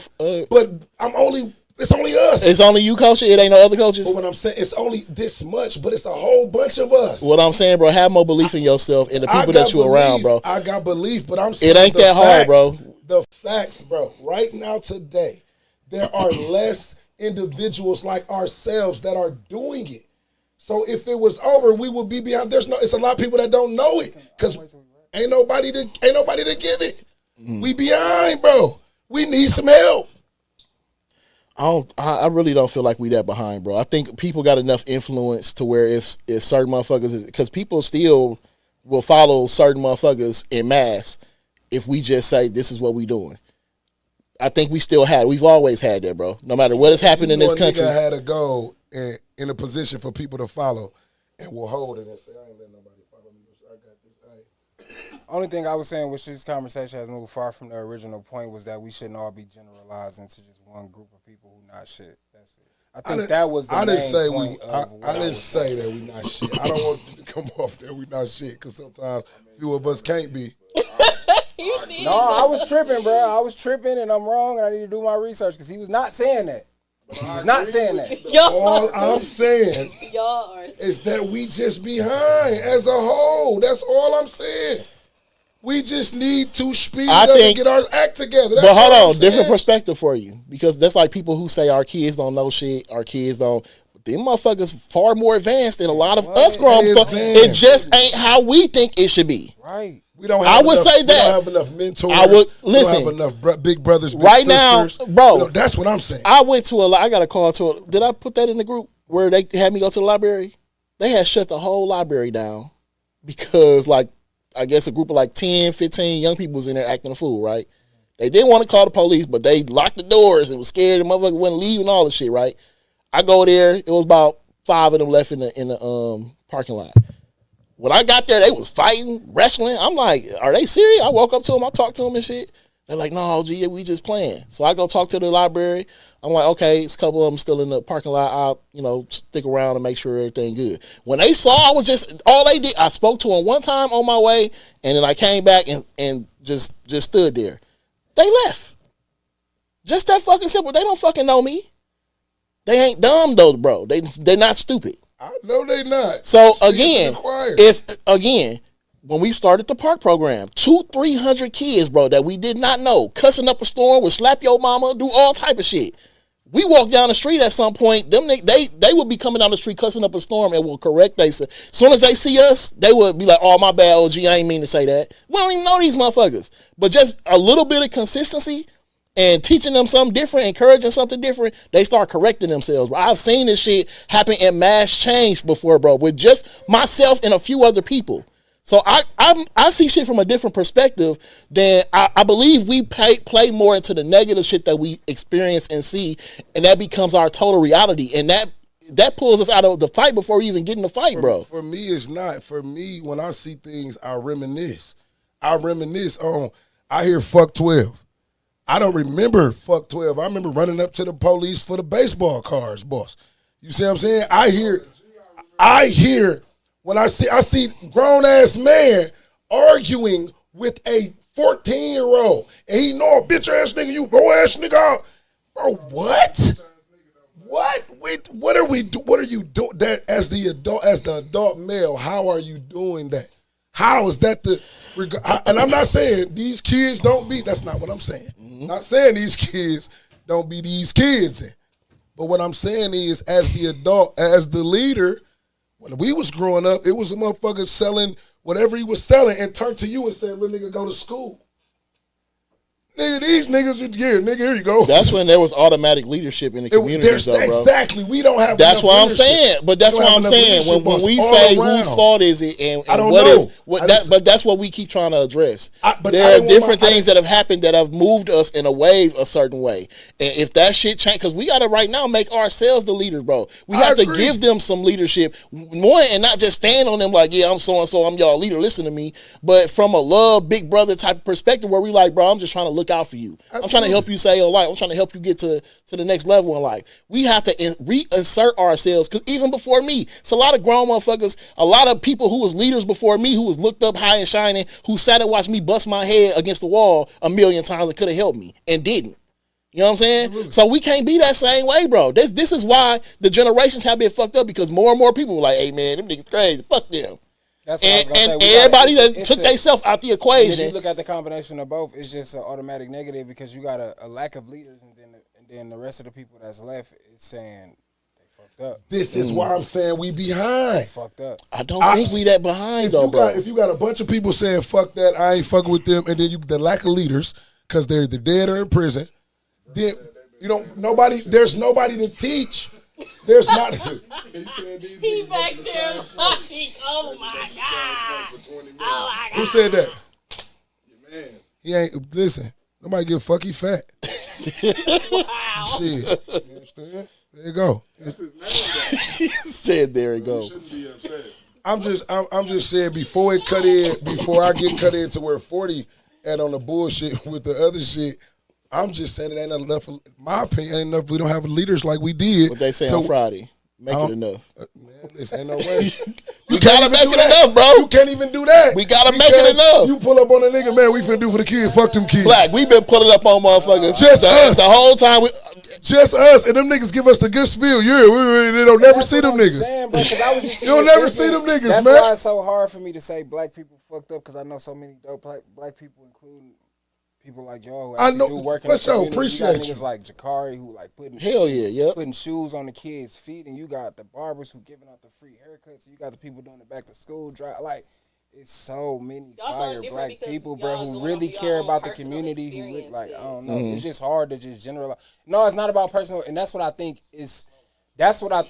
we go wrong at when we start to put our personal experience into the mix instead of looking at the overview of what's really going on. That's really what has happened. Because we didn't all been victimized. Like, most of us have been victimized by somebody of our own race. I agree, sure. You know what I'm saying? Shit, even before the race, fucked up though. Even before the race, a lot of us have been by our own family. Shit, our family's super dysfunctional. That's exclusive to us, but I get that we can only deal with us. So I do understand. When I'm on a football field, dog, and them boys are on the field, we talking about a whole lot of motherfucking boys. I look and I see only moms. I only see mothers, my nigga. At the colleges, at the churches. No, I coach youth football. No, I'm saying they're at the colleges. Oh yeah, at the churches. All you see is mothers, you see black women, and that's not. And ladies, I love y'all with all of my soul. Thank you. From what I know, the leaders are the men. I don't see any men leading. I don't see any leadership, dog. And you said you're naming these people, but then we go up there, we giving out free shoes. 13 kids, where's the 13 daddies? Like, it's 4 of us. We just took care of 13 kids. Where's the 13 daddies? We need some help. You see what I'm saying? That's why I say I don't know for sure, because I ain't in that need wouldn't be a need if it was the 13 daddies. Sometimes it's still. Sometimes some people can have both their parents and still need, because again, individuals are individuals, and again, this ain't an issue that's only us, because a lot of people who don't look like us have a roof over their head, steady job, income, and they kids killing their ass. For sure. Okay, so it ain't just a us problem. It's just people become individuals, or people become swayed by whatever they get swayed by. Because a lot of times, you being so directly connected to somebody, they may not accept shit from you. It might have to be a total stranger to get on the same shit you've been telling them. So you got to fill in for that community there, bro. They don't have whoever that is there. And a lot of times women are, listen, I've gotten a million inboxes to this day that's like, man, this was going on with my son or my daughter. Like, oh, they was fucking up at school. Like I'm the dad, right? But I can't look at it like that, though, bro. They don't have, it ain't nobody else they could call. They might have uncles who ain't shit, who don't know how to teach this kid anything other than being on the corner somewhere. Teach this kid. And I'm with you 110%. My point had nothing to do with that. Well, it does, because without that, that's why we behind. That's just what I'm saying. That's why we behind, because me and you got to fill in for 26 fucking dads. Yes, I'm there and I'm doing it chest out, but shit, my nigga. Well, I don't know. I know a lot of white folks who mama and daddy went around. They had a nanny or some other weird motherfucker raising them. That's what I'm saying. We are the somebodies, bro. It don't matter what it is. It's the same thing. I'm cool with that, but we only so many people. Them people, you know, they come out of everything. You can put a box with a box and they go a white person. Well, they come out of they just pop up. What? I say this to say from the beginning conversation, bro. It's this the world and the laws and the demographics are changing, bro, and we have to be prepared. Like brother said, you know, if you that type that's about self-protection and you want to carry, you got to educate yourself and be more effective and efficient than what you think you are. If you a person who think they know everything already, you got learning is eternal, bro. Shit change. So we have to be better on that end. And to be honest, it's a lot of conversations I don't be expecting. Like again, like J-Bone, and that's crazy to say. His intellectual power versus what we see on that page is astounding, bro. So motherfuckers might come off like they don't know shit or they stupid, but these same motherfuckers out here running shit and doing X, Y, and Z. And we may only see them at their worst points or when they doing bullshit. But they got everything in their mind working and they more advanced than a lot of these other motherfuckers. So that's why I'm saying I don't think we that far off. It's society is made to be a certain kind of way. And yeah, we always push the norms of that, but people copy off us. Whether they complain about it all they fucking want to, but they want to be the same way that they complain about. You know what I'm saying? We may shoot a block up. I'm saying we, but that shit may happen in our community. But you got people who are professionals. I'm saying we got people who are electeds, who are professionals, who are bankers, who online advocating for shit to get shot up. We want to kill this motherfucker and put him in prison and beat his ass and kill him and stick up his ass. They all doing the same shit in their mind every day. I'm saying, bro. This is the society we growing up in where a motherfucker, you could think they got their shit together and they all this and that, but that's the type of shit they be. They want to do the same shit they complaining about. You know what I'm saying? So we can't have it both ways. And the narrative, we can't allow the narrative to look at us in a certain lens that ain't on anybody else that same way, bro. Because these motherfuckers, everything we see in our community is happening in these other motherfucking communities. And ain't nobody talking about it. I understand that. But the niggas breaking my car. Because one, like he not shooting at him because he black. He's shooting at him because he shot at him before because he's a rival gang or he got beef with his family or so on and so forth. It's not like how they portray it. Like that's we're indirectly bringing ourselves. I ain't saying he walking out. Yeah, you black nigga. I'm finna kill you. You black, so I'm finna rob you. Bringing ourselves down is a certain. It's because we don't have nobody. We don't have a community full of Asians and Mexicans and white people. It's just. Niggas. We do got it though. We live right. No. What I'm saying is we very segregated too. Yeah, in the black community, you can only do stuff to black people. It ain't like proximity. Proximity, right? You know what I'm saying? So it's happening. That's to black what I was people. thinking. That's like it's only happening to black people. So we're indirectly, dog. You just went. Perfect example. Y'all said I've heard it a few times when a motherfucker be doing a protest and some shit get burned down. Why y'all don't go out there with the white people and burn that shit down? White people was coming here burning this shit down, but see, but we say that we get too deep though. But no, that's expected. I caught a whole Fed case and got footage of white motherfuckers coming here burning, just pouring gas on everything. And then they was blaming the black people. I would expect them to come outside of their community and cause harm. Yes. Why don't the niggas go do it to them? And I'm not promoting that. No, I swear to God, I ain't doing it. What I'm saying is we gonna do it to us. We gonna. Bro, I need some gas. Because what sense do it make, though, bro? It don't make. I'm just saying, people. That's a dumb question to ask. All night, and not to mention the shit that usually get burned down ain't our shit. So burn down your black gas station. There's not a black gas station though. I'm saying if it's a black gas station, man. Again. I can't use no motherfucking example. I'm just saying, brother. It's only been like 3 in the state, if even the state. 10 or 11. He said, but it's really not ours. Listen. I can't figuratively speak on this. You can't. That would be hella inaccurate. Going there though, like it's you go I'm to just that what I'm gas saying. station Anything that got black people that own it. Okay, let's say that it could be a motherfucking coffee shop.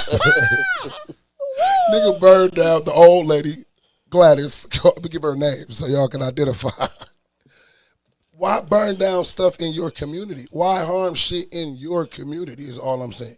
Because gonna you do it already anyway, there. Everybody ain't finna get in the car and go to the white fucking people do it. lake. But they got the privilege to fucking do that. They can come in their community, go around however they fucking want to go around without getting pulled over. They can come to this bitch and buy drugs and ass and maneuver around this motherfucker without getting put. They can do that. They have the privilege to fucking do that. You know, if you take your black ass out to Wauwatosa or any one of these everybody gonna be looking like what this nigga doing over here. You gonna have a magnifying glass on your ass till you leave. We know this. That's ingrained in us, bro. Like I just said, 78 niggas, 4 masters, ass getting took. It don't make sense. Why do he keep saying this? Because he keeps coming back. We'll literally be here all night having this conversation. Is it anything we want to lead the community with? Not that last comment, that vibe, Anything man. positive we want to lead the community with? It was a lot of great conversations that happened here tonight. Shout out to everybody who pulled up on yes, I'm kind of bad. We mixed this last thing in with the rest of it. We got to clip this. We got to clip this. How you clipping it live? Nah, bro. Go get firearms. We're live. This shit gonna be edited. If you seen it, No, from Prolific Arms. if you caught the good part, RT. Concealed carry and information on firearms. Yes, please go get Come it. to the seminar. Niggas, get on y'all October shit together. 25th at Go get some of this 11:30. training. It's a reason why niggas don't last in scary And give us movies. your ideas on what business Y'all think this is a this game? money in the city should go to. I hope y'all see this So the two podcast. niggas that lasted in the movie, LL Cool J and Jacob Latimer, almost in Maze Runner.